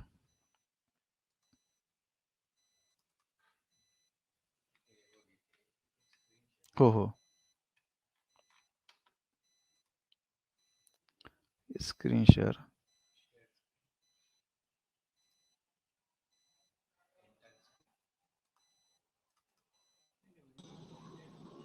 सर। कशी दाखवायची, दिसते तिकडे स्क्रीन दिख रही है आपको? यस सर, दिख रही है। Okay, thank you very much. मैं अभी 1 बाय 1 फोटोग्राफ्स प्ले करते जाता हूँ। बहुत सारे फोटोग्राफ्स है ये मैंने एडिट। अच्छा ये नहीं दिख रहे हैं, एक सेकंड ना सर, वेट, हाँ एक मिनट, ओके. आता काय करू याचं,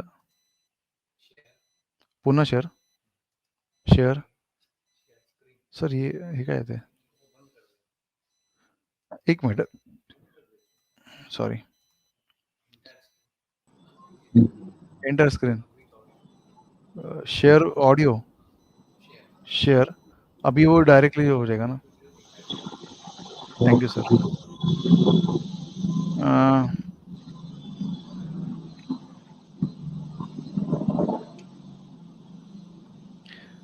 ओके, मैं लाइन बाय लाइन दिखाते रहता हूँ.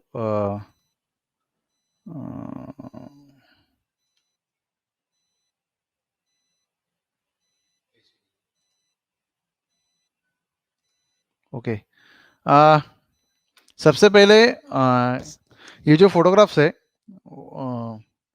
ओके, सबसे पहले ये जो फोटोग्राफ्स है वो दिखाने का मकसद ये है कि जो लोग हेवी बजट परचेसमेंट नहीं करते, मतलब ज़्यादा इक्विपमेंट बाय नहीं कर रहे, ज़्यादा लेंसेज में इन्वेस्टमेंट नहीं कर रहे, जिनका एक नॉर्मल बजट रहता है और उनको कॉन्फिडेंस रहता है कि नहीं वो किट लेंस के साथ भी वो काम कर सकते हैं, ऐसे लोगों के लिए ये कुछ फोटोग्राफ्स में दिखा रहा हूँ. मेरे पास वेरिएशंस है, मैं जानबूझकर ये वेरिएशंस लेके आया हूँ कि जो लोगों का कॉन्फिडेंस बढ़े, फोटोग्राफर्स का भी कॉन्फिडेंस बढ़े, इसलिए ये 24-120 जो किट लेंस आता है उस लेंस के साथ ये फोटोग्राफ्स कैप्चर किए हुए, और ये एडिट नहीं किया है इसके अंदर, ये ऐसे ही रखे हैं, और इसके अंदर फ्लैश यूज नहीं किया है, अवेलेबल लाइट के ऊपर ये कैप्चर किए हुए.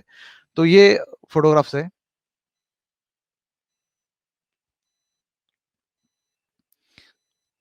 एक स्कूल में ये कैप्चर किया हुआ है. ये कपल नहीं है, दे आर द आर्टिस्ट, और दूल्हे में वर्कशॉप था, तो वो वर्कशॉप में ये कपल को इनवाइट किया, सॉरी ये आर्टिस्ट को इनको इनवाइट किया था, और ये लोकेशन मुझे दिया गया था स्कूल. तो ये स्कूल कॉन्सेप्ट के ऊपर हम लोग ने ये फोटोग्राफ्स कैप्चर किए हुए, आप देख सकते हो, और ये विदाउट एडिट्स है, इनको एडिटिंग नहीं किया हुआ है.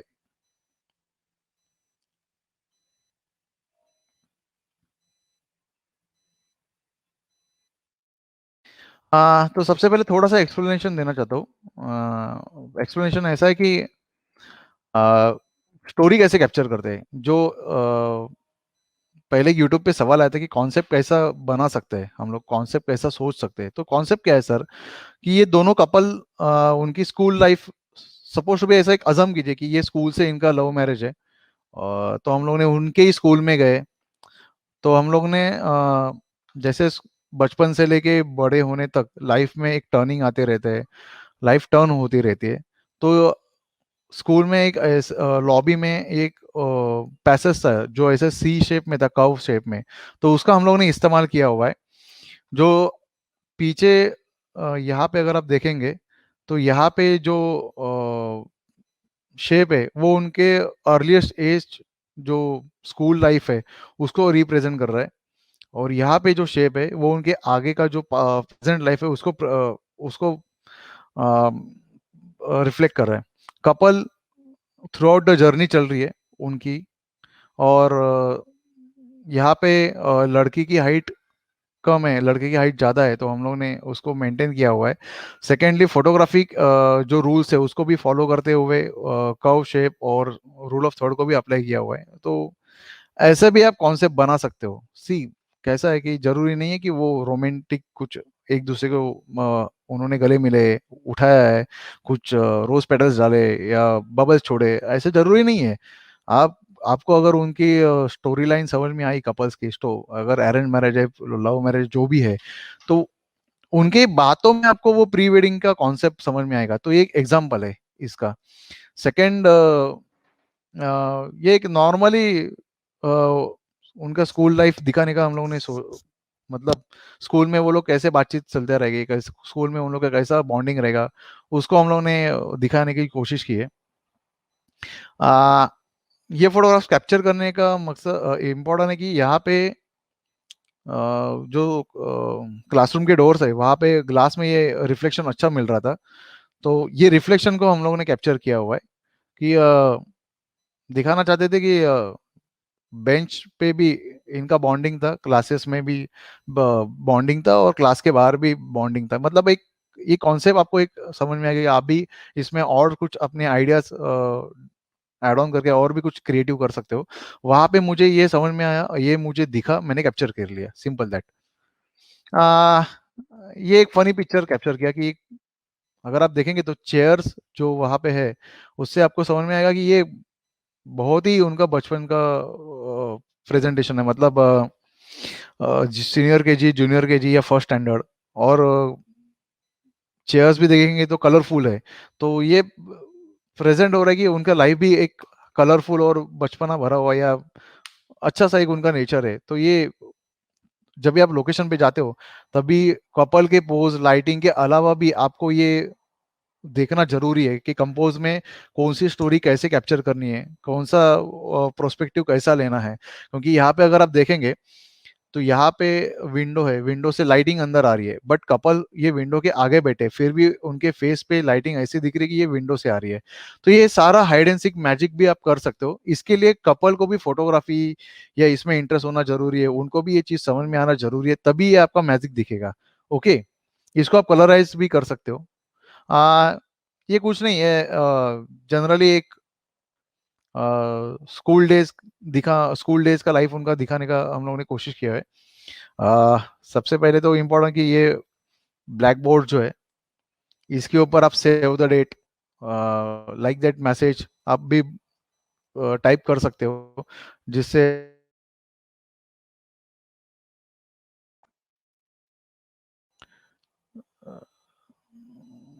जिससे आप और भी उसको क्रिएटिव कर सकते हो। कभी कभी ये दीवारों के ऊपर भी क्रैक गए हुए रहते हैं, कुछ कलर्स गए रहते हैं, तो उसको वैसे ही रखो। क्यों? तो इनका ये स्कूल लाइफ इतना जूना है, वो भी प्रेजेंट होता है। मतलब स्टोरी कॉन्सेप्ट में ये सारी चीजें इंपॉर्टेंट है। ये एक पैसेज में अच्छा था कि पियानो जैसा उन्होंने एक बनाया हुआ था स्ट्रक्चर, और ये स्टेज है तो टॉप एंगल से कैप्चर किया हुआ है। ये कब ये जो लड़का था ना, इसका एक अपना एक टैलेंट था कि वो जंप कर सकता है। वो उस जिम्नास्टिक में वो मास्टर था, तो उसने मुझे बताया कि मैं ये भी कर सकता हूँ। तो हम लोगों ने एक उनका एक्शन मोड कैप्चर किया, और वो एक्शन मोड में लड़की को फुर्सत से वो मस्त सब खड़ी है और देखती है, कि वो इतना दिखा कि वो टाइमिंग में भी कितना कूलनेस है। ओके, तो ये चीज है। सेकंड, जो सील आउट का क्वेश्चन था ना उनका, ये सील आउट में फ्लैश यू इस्तेमाल कर सकते हैं क्या, तो उसके रिलेटेड एक पिक्चर है, वो भी दिखाता हूँ आपको मैं। वो कहाँ पे गया?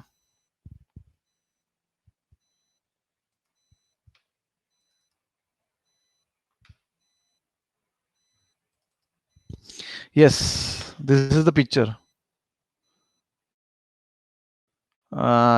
सर अभी सवाल पूछा था ना उन्होंने कि आप सील आउट में भी फ्लैश इस्तेमाल कर सकते हैं क्या, ऐसा उन्होंने क्वेश्चन पूछा था। ठीक है, ओके।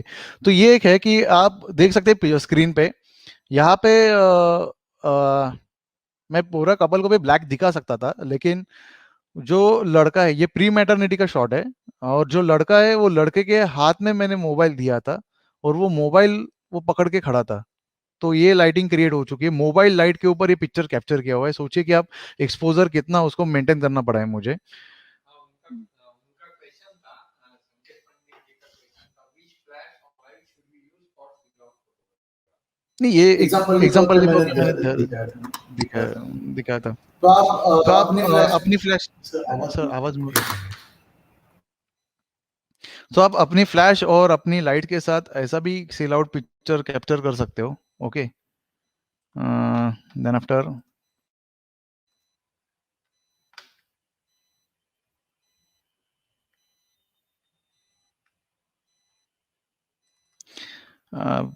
दर्शकों को एक चीज बताना चाहता हूँ कि जो आप पिक्चर स्क्रीन पे देख रहे हो ना, इसके बारे में बताना चाहता हूँ। इसमें जो गोल्डन शाइन एक मिला है बालों में, देखिए उनके हाथों के यहाँ पे। हम्म, ये ये किससे मिला, मतलब कैसे मिला है, ये एक इंटरेस्टिंग चीज है सर। तो जब भी आप शूट पे जाते हो, तो शूट पे जाने के बाद देखिए एक सूखे ग्रास रहते हैं, जिसको आप कचरा बोलते हो। और आप उसको कंपोजिशन से हटा देते हो या उसको उखाड़ के फेंक देते हो कि डिस्टर्ब करता है। तो ऐसा मत कीजिए। जो नेचुरल एनवायरनमेंट है ना, उसकी भी अपनी अपनी ब्यूटी है। उसको ढूंढिए वहां पे, उनको सोचिए कि वो क्या आपको और भी बेनिफिट दे सकते हैं। तो उसका ये एग्जाम्पल है। ये कोई ओवरलेस ऐड नहीं किया है फोटोशॉप में, या कोई इफेक्ट नहीं दिया है। ये सिंपली 300 mm के ऊपर शॉट कैप्चर किया हुआ है। फ्लैश बिल्कुल भी इस्तेमाल नहीं किया हुआ है।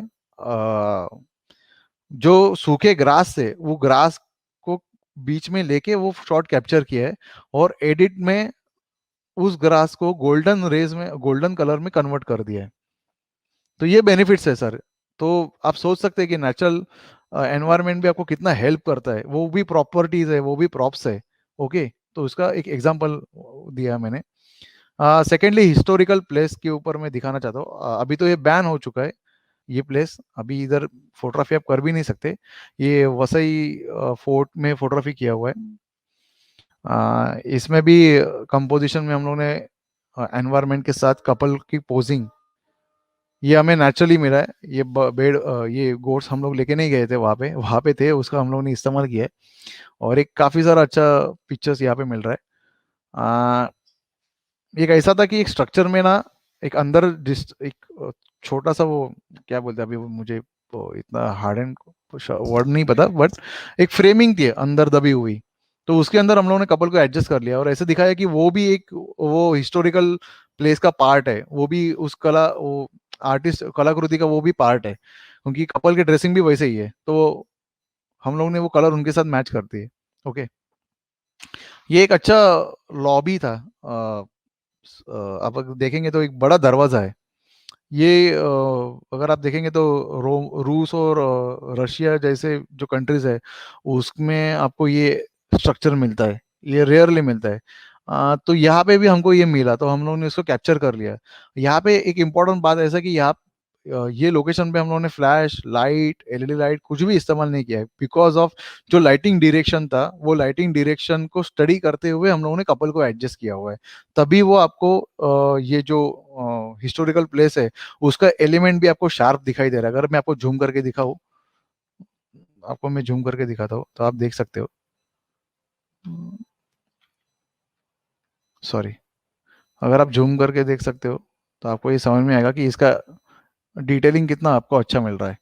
ओके, तो जब भी आप लोकेशन पे जाते हो ना, तो सबसे पहले वहां पे आप कंपोज क्या करने वाले हो, ये पहला सोचिए। कंपोज करने के बाद स्टोरी क्या दिखानी है, मतलब कौन सा पार्ट आपको soft blur, bokeh, out of focus दिखाना है, या पूरा पार्ट अगर आपको कैप्चर करना है, उसके बारे में पहले सोचिए। तो आपको समझ में आएगा कि आपको कौन सी लेंस, कौन सी एमएम की लेंस इस्तेमाल करनी है, कौन सा एफ वैल्यू इस्तेमाल करना है। तो आप आईएसओ और शटर स्पीड का अंदाजा ले सकते हो। तो ये इंपॉर्टेंट पार्ट है। इसके बाद भी अगर आप देखेंगे तो ये भी एक स्ट्रक्चर अच्छा मिला था। हाल ही में इस स्ट्रक्चर में लोग मोस्ट ऑफली अपने फोटोग्राफर दोस्त कपल को कैमरे के नजदीक या लेंस के नजदीक खड़ा करके कुछ आर्टिस्टिक पिक्चर्स कैप्चर्स करते हो, पीछे का बैकग्राउंड में दिखाते हैं। तो ऐसा मत कीजिए, कुछ ऐसे लोकेशन रहेगा तो वो बैकग्राउंड में कपल को दिखाइए, तब वो आपकी वो फोटोग्राफी और आर्टिस्टिक उनको पसंद आते हैं। मेरे ख्याल से सर आपने भी ये काम किया था एक दो बार, मैंने आपको भी यस देखा है यस, आपके काम। योगेश कुंटे सर पूछ रहे विच लेंसेज यूज। अ, एक दो तरीके के बजट्स है। अगर आपका प्राइम बजट है, प्राइम बजट का मतलब लाख रुपए के ऊपर के लेंसेस आपकी तैयारी है, तो 1428, 1538, 35, 1528, उसके बाद 2470 है, 7200 है। ये तो आपको पता है, लेकिन इसके बावजूद भी अपनी अलग दुनिया है कि जो आपके ऐसे पिक्चर्स कैप्चर करने के लिए आपको हेल्प करती है। एक है 1735, जो 35 और 50,000 की कॉस्ट में आती है, जो हर एक ब्रांड में, हर एक कैटेगरी में अवेलेबल है। उसकी ओपनिंग 2.8 ऐसे है। उसके बाद F4 की कुछ टेली लेंसेस है, ब्लॉक लेंसेस है, 35, 85, 30, 14 mm वाइड भी है। तो लेकिन लेंस सिर्फ लेने से कोई मतलब नहीं होने वाला है, वो लेंस का अपना प्रोस्पेक्टिव क्या है, उसके अंदर कौन से फोटोग्राफ्स अच्छे लगेंगे, ये आपको जजमेंट में होना जरूरी है। इसके लिए वो लेंस आप ज़्यादा से ज़्यादा इस्तेमाल प्रैक्टिस कीजिए हर एक लेंस के ऊपर। उसकी फोकल लेंस किधर किधर अच्छी क्रिएटिविटी दे सकती है उसका भी ध्यान रखिए। एक बोलते हैं ना आई पॉइंट, व्यू पॉइंट, उसको समझ लीजिए हर एक लेंस का। और तो ये सारा लेंसेज की कैटेगरीज है। Okay sir. यस, और वीडियो के लिए जैसा आपसे पूछ के ही मैंने लिया था GH5S पैनासोनिक का। तो क्या डिफरेंस है सोनी A7S Mark III में और GH5S में? हम्म, ये पर्टिकुलर मॉडल में डिफरेंस नहीं है, ये पर्टिकुलर ब्रांड में डिफरेंस है। Sony A7S, this is the full frame platform. Platform. और लूमिक्स में भी फुल फ्रेम कैमरा अभी आ चुके हैं। S1 है, S1 S5 है, S1R है। काफ़ी अच्छा है क्योंकि मैं भी इस्तेमाल करता हूँ, मुझे बहुत ही पसंद है। लेकिन खास तौर पे अगर मैं लूमिक्स से बात करूंगा तो लूमिक्स का फोर्थर्ड ये अपना एक अलग ही दुनिया है इनकी। और इनकी क्रिएटिविटी अगर आप देखेंगे ना तो फुल फ्रेम से भी बेटर मिल जाती है कभी कभी। इनके शॉट्स, उनके लेंसेज की चॉइस, इनके पास जो मौजूदा लेंस है उसका परफॉर्मेंस फुल फ्रेम से भी अच्छा मिलता है। और डिटेलिंग आप बोलेंगे, अगर आप डिटेलिंग देखेंगे तो बहुत ही अच्छे मिलते हैं। तो लूमिक्स GH5S ये इनका एक फ्लैगशिप मॉडल है जो ISO 51,000 अगर आप शूट करते हो तो नॉइज जरा भी नहीं देता है, स्मूथ स्मूथ फ्लो फ्लो काम काम करता करता है। है। तो इससे क्या बेनिफिट है कि आप वेरियस लाइटिंग में कहीं पे भी कोई भी लेंस के साथ आर्टिस्टिक फोटोग्राफी कर सकते हैं जैसे आपके माइंड में है। तो ये बेनिफिट है कि उसका ISO परफॉर्मेंस बेटर है, कलर क्वालिटी बेटर और शार्पनेस बेटर है। Okay sir. और हमारे योगेश सर लूमिक्स के हमारे यहाँ के मुंबई मुंबई के के मेन मेन हेड है। तो उनसे हमें ये इन्फॉर्मेशन मिलती रहती है, थैंक्स टू योगेश सर। और दूसरे फोटोग्राफ्स भी दिखाता हूँ सर मैं कुछ। ये भी एक हिस्टोरिकल प्लेस को कैप्चर करने का तरीका है कि इसमें देखिए, अगर आप देखेंगे कपल को हम लोग ने सेंटराइज किया हुआ है, जिससे कपल को सेंटराइज करने के बावजूद वो कपल का साइज कम दिखने के बावजूद भी कपल की इंपॉर्टेंस बढ़ रही है पिक्चर में, है ना सर? आप देखेंगे तो ये एक आर्टिस्टिक विजन है। तो वो आपको लोकेशन पे जाके पहले देखना है कि यहाँ पे मैं कौन सा लेंस यूज करूँ तो मुझे क्या बेनिफिट मिलेगा, कौन सा एफ वैल्यू यूज करूंगा तो कितना डिटेलिंग मिलेगा, यहाँ की लाइटिंग कंडीशन मुझे वो एफ वैल्यू को सपोर्ट कर रही है या नहीं रही है, उसका भी देखना है आपको। अगर यहाँ पे आपको आपकी लेंस में F11 पे परफॉर्मेंस मिल रहा है, मेरे लेंस में मुझे सपोज टू बी 8 पे मिला, मेरे लेंस पे F5.6 पे मिला है, डिपेंड्स। तो वहां पे आपकी लेंस में आपको ये देखना है कि कौन से लेंसेज के ऊपर वो आपको सपोर्ट कर रहा है। ओके। कुछ दूसरे पिक्चर्स भी मैं दिखाता हूँ सर।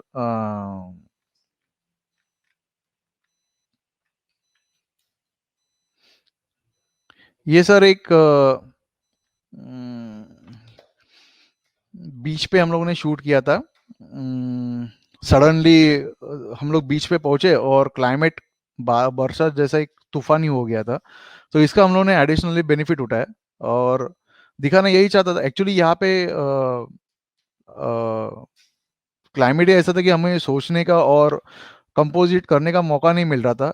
यहाँ पे थोड़ा सा लाइट हार्श हो गया है, वो लाइट इतना हार्श नहीं चाहिए था, थोड़ा सा सॉफ्ट चाहिए था और येलोइश कास्ट चाहिए था, तो उसका और भी बेनिफिट मिलता। बट ये क्लाइमेट ऐसा कि सोचने के लिए मौका ही नहीं था। हम लोगों ने फटक से ये स्टोरी कैप्चर कर ली और हमें भागना था क्योंकि पानी बढ़ रहा था बीच के ऊपर। तो लोकेशन पे जाने के बाद ये बहुत सारी बातें रहते कि आपको वो स्टोरी लाइन कैप्चर करनी है। एक दूसरी स्टोरी लाइन है जो दिखाता हूँ मैं आपको।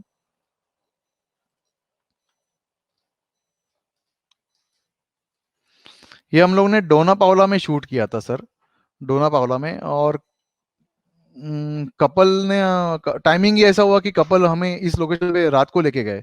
तो रात को लेके जाने के बाद हमें वो बाकी का एनवायरनमेंट कैप्चर करने का मौका नहीं मिल रहा था। बट यहाँ पे ये जो आप स्ट्रक्चर देख रहे हैं ना, ये डोना पावला की पहचान है। अगर डोना पावला बताएंगे तो ये लोगों को तुरंत समझ में, अरे हाँ ये डोना पावला का स्ट्रक्चर है। तो वो स्ट्रक्चर के साथ वो लाइटिंग को स्टडी करके हुए हम लोगों ने ये पोज लिया हुआ है।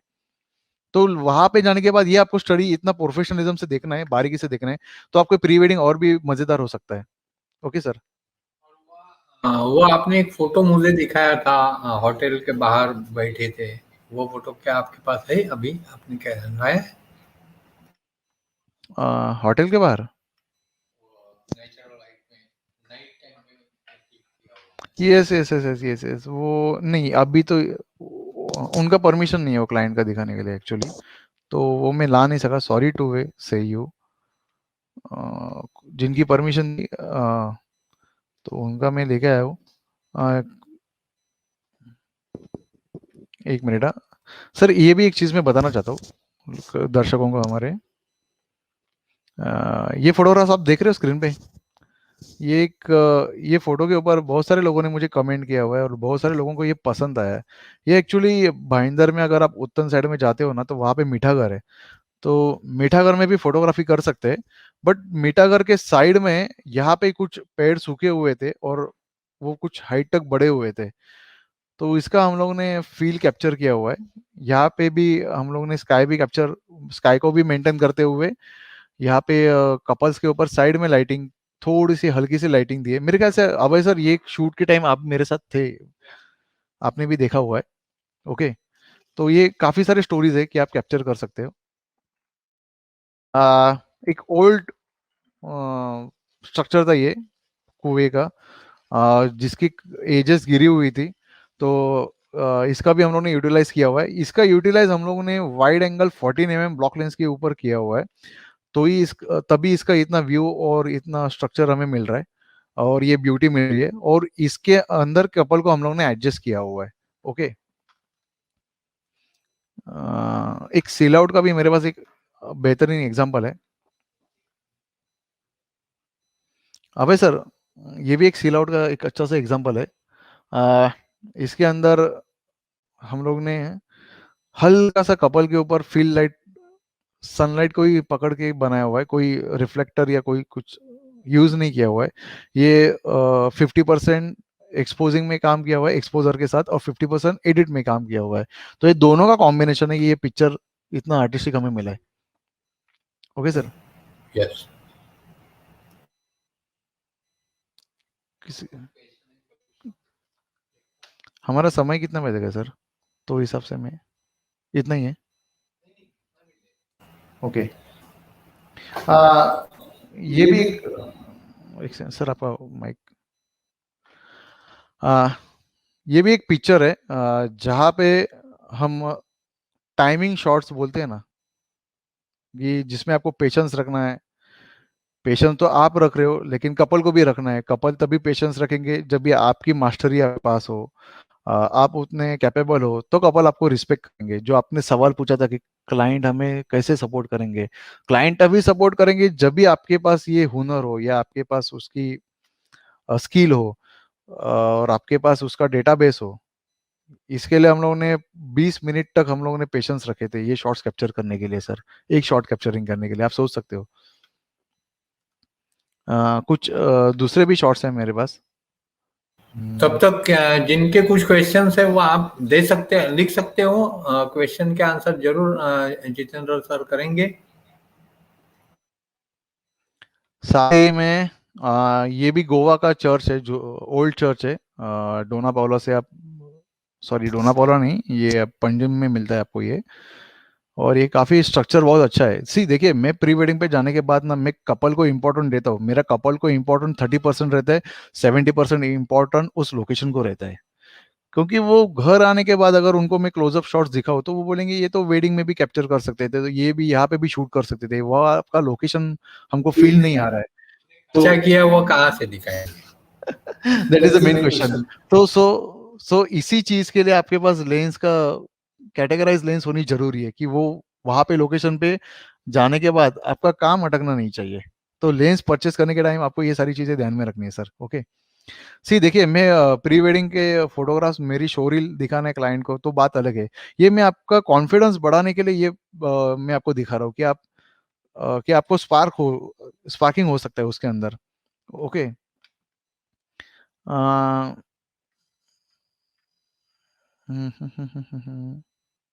और एक शॉर्ट्स था सर, एक टाइमिंग शॉर्ट्स था। हाँ सर, सी ये भी एक मिनट, ये भी एक टाइमिंग शॉट है। अगर आप देखेंगे तो इसके बाद मेरे लेंस के ऊपर पानी आया था। मेरे पास देखेंगे तो आप, ये ऑलमोस्ट कपल के 5 फीट्स के नज़दीक में कैप्चर किया हुआ है। और यहाँ पे फ्लैश भी इस्तेमाल नहीं कर सकता था, क्योंकि अगर फ्लैश इस्तेमाल करता हो तो वाटर के स्प्लैश के ऊपर रिफ्लेक्शन इतना आता था कि वो एक्सपोजर पीछे का बिगाड़ देता था।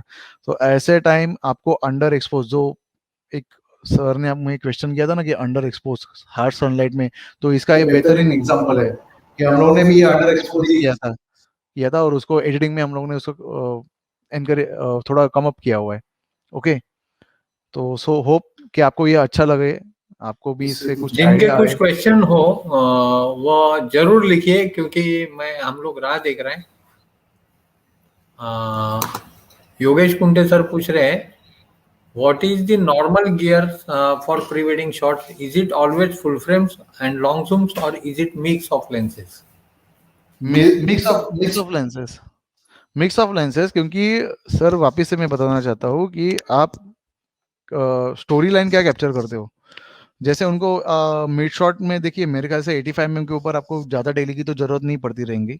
इतना टेली आप प्री वेडिंग में क्या कैप्चर करोगे, वो तो वेडिंग के शॉट्स हो गए, तो फिर क्लोज अप शॉट्स। तो 85 mm या 105 mm आप इतना रेंज आपको काफ़ी है क्लोजअप शॉट्स लेने के लिए। उसके नीचे ही आपको कैटेगराइज में जाना आपके लिए फायदेमंद रहेगा मेरे ख्याल से। तो योगेश सर का सवाल भी अच्छा था। ओके, और एक्चुअली प्री वेडिंग के लिए मेरा खुद का क्वेश्चन है, प्री वेडिंग के लिए फुल फ्रेम जरूरी है? क्या हमारे नॉर्मल कैमरा भी चल सकते हैं? क्योंकि काफी कंपनियां इंसिस्ट करती है कि फुल फ्रेम और क्रॉप सेंसर, यानी हमारे पास फुल फ्रेम है, हमारे पास क्रॉप सेंसर है, हमारे पास 4/3 है। तो एक्चुअली कौन फुल फ्रेम का जो महत्व है या ये है, तो उससे स्लाइड डेप्थ ऑफ फील्ड में फर्क गिरता है, ये तो मुझे पता है। लेकिन सर आप प्री वेडिंग के बारे में कौन सा कैमरा एक्चुअली यूज करना चाहिए? जैसे मैं GH5S पैनासोनिक का वीडियो के लिए यूज करता हूँ, कैनन का मैं फोटोग्राफी के लिए यूज करता हूँ, वैसे आप किस कैमरा के बारे में बताएंगे? सर इन शॉर्ट थोड़ा सा फील्ड के बाहर जाके मैं आपको समझाना चाहता हूँ, क्योंकि आपको तुरंत समझ में आए। आप कभी एक्सप्रेस वे से ट्रैवल करते हो तो आपको समझ में आता है कि आप ये पहले देखते हो कि मैं जिस गाड़ी में बैठा हूँ उससे भी बाजू वाले की गाड़ी ज़्यादा फास्ट जा रही है, ओवरटेक कर रही है, वो चढ़ान के ऊपर ढलान के ऊपर बहुत अच्छे से जा रही है। सो ये जो नोटिस है ना, ये जो आपका माइंड चलते रहता है ना, ये माइंड आपके फोटोग्राफी में आप चलाओ। और फोटोग्राफी में ये देखिए कि कौन से किट के साथ मैं कंफर्टेबल हो रहा हूँ शॉट्स कैप्चर करने के लिए। अभी तो आपके पास नंबर ऑफ चॉइसेस है, 4/3 से लेके APS से लेके फुल फ्रेम से लेके मीडियम फॉर्मेट भी है, आप बजट में भी वो बेट है, सब चीज है। आप पहले ये देखिए कि आपको कौन सी लेंस और आज एक्चुअली जो हमारा प्रोग्राम है वो इसीलिए है कि पैंडेमिक में, एक्चुअली पैंडेमिक में यानी इसने लिया करके मैं ले रहा हूँ, ये चीज नहीं होनी चाहिए। तो जो कैमरेज अभी फिलहाल है तो वही रखने चाहिए या उन्होंने नहीं लेने चाहिए? यानी जैसे आप बोल रहे हैं ये लेंसेस लो और वो नहीं, ये कीजिए। फिलहाल पैंडेमिक में मैं किसी को ये नहीं बता सकता कि आप परचेसमेंट करो, क्योंकि इनकम आ नहीं रही है और जो है उसमें से बाहर हो रहा है, लोगों के कैमरास बेचने की नौबत आ चुकी है। तो मैं किसी भी लोगों को ऐसे नहीं बताऊंगा कि आप ये कैमरा लो, ये लेंस लो। जो है, अगर आपके पास जो अभी बचा है ना, उसका स्टडी कीजिए। उसके स्टडी में आप ये देखिए कि उसका यूटिलाइजेशन, उसका स्मार्ट वर्क आप कैसे कर सकते हो। इसके लिए आप खुद प्रैक्टिस करो, तो आपको जजमेंट आ जाएगी। और मुझे 5 साल लगे ये सारी चीज समझने के लिए। ये मैं खुद प्रैक्टिकली हर एक मॉडल देखता था, उसके लेंसेज के ऊपर देखता था, तब जाके मुझे समझ में आया कि हाँ, ये ब्रांड में ये मॉडल के साथ ये लेंस अच्छा परफॉर्म्स करता है। तो वो अभी मेरा खुद का नॉलेज है, लेकिन अभी मैं ऐसे नहीं बता सकता कि आप एक काम करो, आपके पास ये है तो आप इसको बेचो और इसके ऊपर नहीं। आप जो आपके पास है उसमें आप क्या काम कर सकते हो, वो गियर आप ढूंढो। Yes, thank you. और किसी के कुछ क्वेश्चन है तो जरूर डालिए, टाइम खत्म हो रहा है।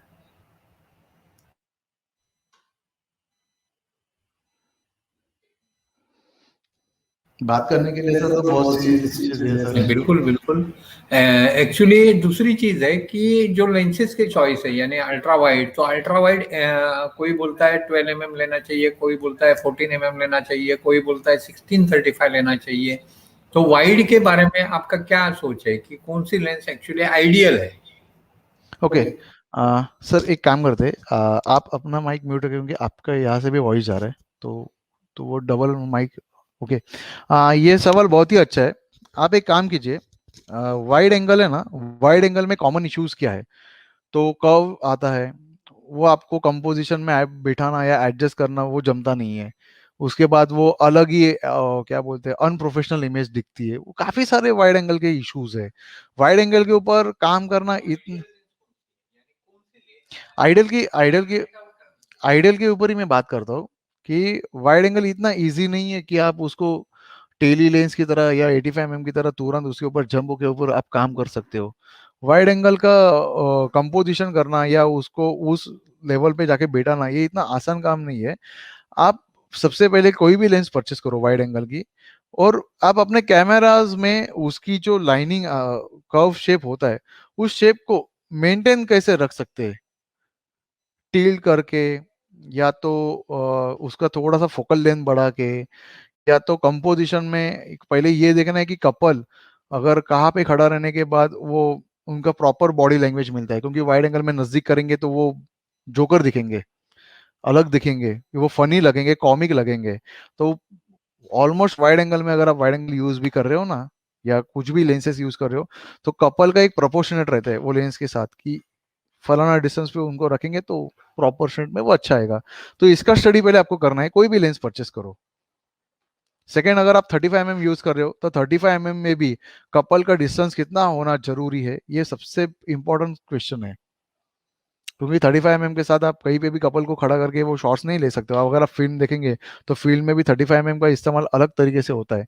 सो 50 mm है, 85 mm है, 150 mm का भी एक अपना क्राइटेरिया है जिसके साथ आप काम कर सकते हो।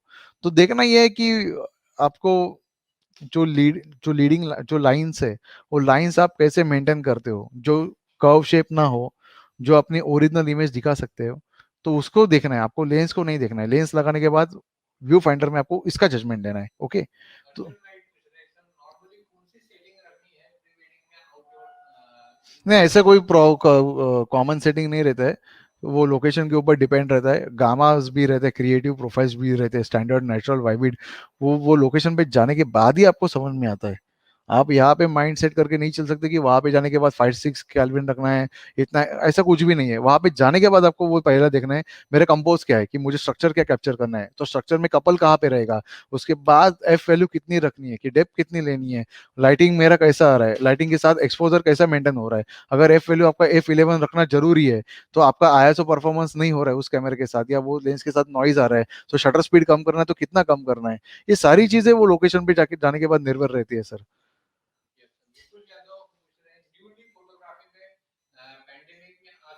कौन सा? नहीं नहीं अच्छा, ओके। अब आने के लिए कोई इश्यूज नहीं है, आ तो सकते हो। आपको सबसे पहले तो व्यू पॉइंट होना जरूरी है। अभी पैंडेमिक सिचुएशन में लोग मेरे ख्याल से बिजनेस इतना घटा है कि ना के बराबर है। तो मेरा सवाल वही है सर, घूम के आप, ये आपको आत्मचिंतन की बात है कि लोग अगर आपको 5,000 रुपया दे रहे, पे कर रहे, 5,000 रुपया आपको वो क्यों दे? आपके पास कौन सी आर्ट है कि वो 10 फोटोग्राफर से भी वो अलग फोटोग्राफ दिखे और उनको पसंद है? मैं आपको हैमर नहीं कर रहा हूँ, लेकिन आपको मैं सजग कर रहा हूँ कि आने वाला बिजनेस ये किस मोड पे चेंज हो जाएगा ये आपको और मुझे भी नहीं पता चलेगा।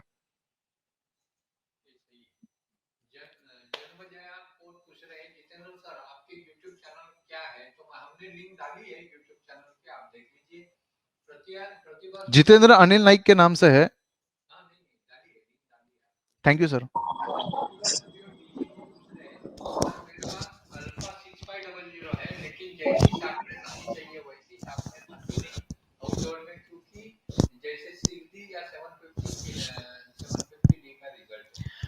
टेक्निकली अगर मैं बात करूँ इसमें शार्पनेस नहीं आती। इसका रीजन ऐसा है कि हर एक कंपनी अपना एक प्रोफेशनल कैमरा बना के चलती है, चाहे वो क्रॉप में हो या फुल फ्रेम में हो या मीडियम फॉर्मेट में हो। कुछ कुछ कैमराज में फुल फ्रेम में भी शार्पनेस नहीं मिलती क्योंकि वो कंज्यूमर सेगमेंट में रहता है। जो आपने मॉडल बताया ये मेरे ख्याल से प्रोफेशनल सेगमेंट में नहीं आता है। जो प्रोफेशनल सेगमेंट में आ रहा है उस कैमरा पे ऊपर आप कंसंट्रेशन कीजिए तो आपको ये इश्यूज आएंगे नहीं, और उसके साथ लेंसेज भी आपको वैसे लेना जरूरी है।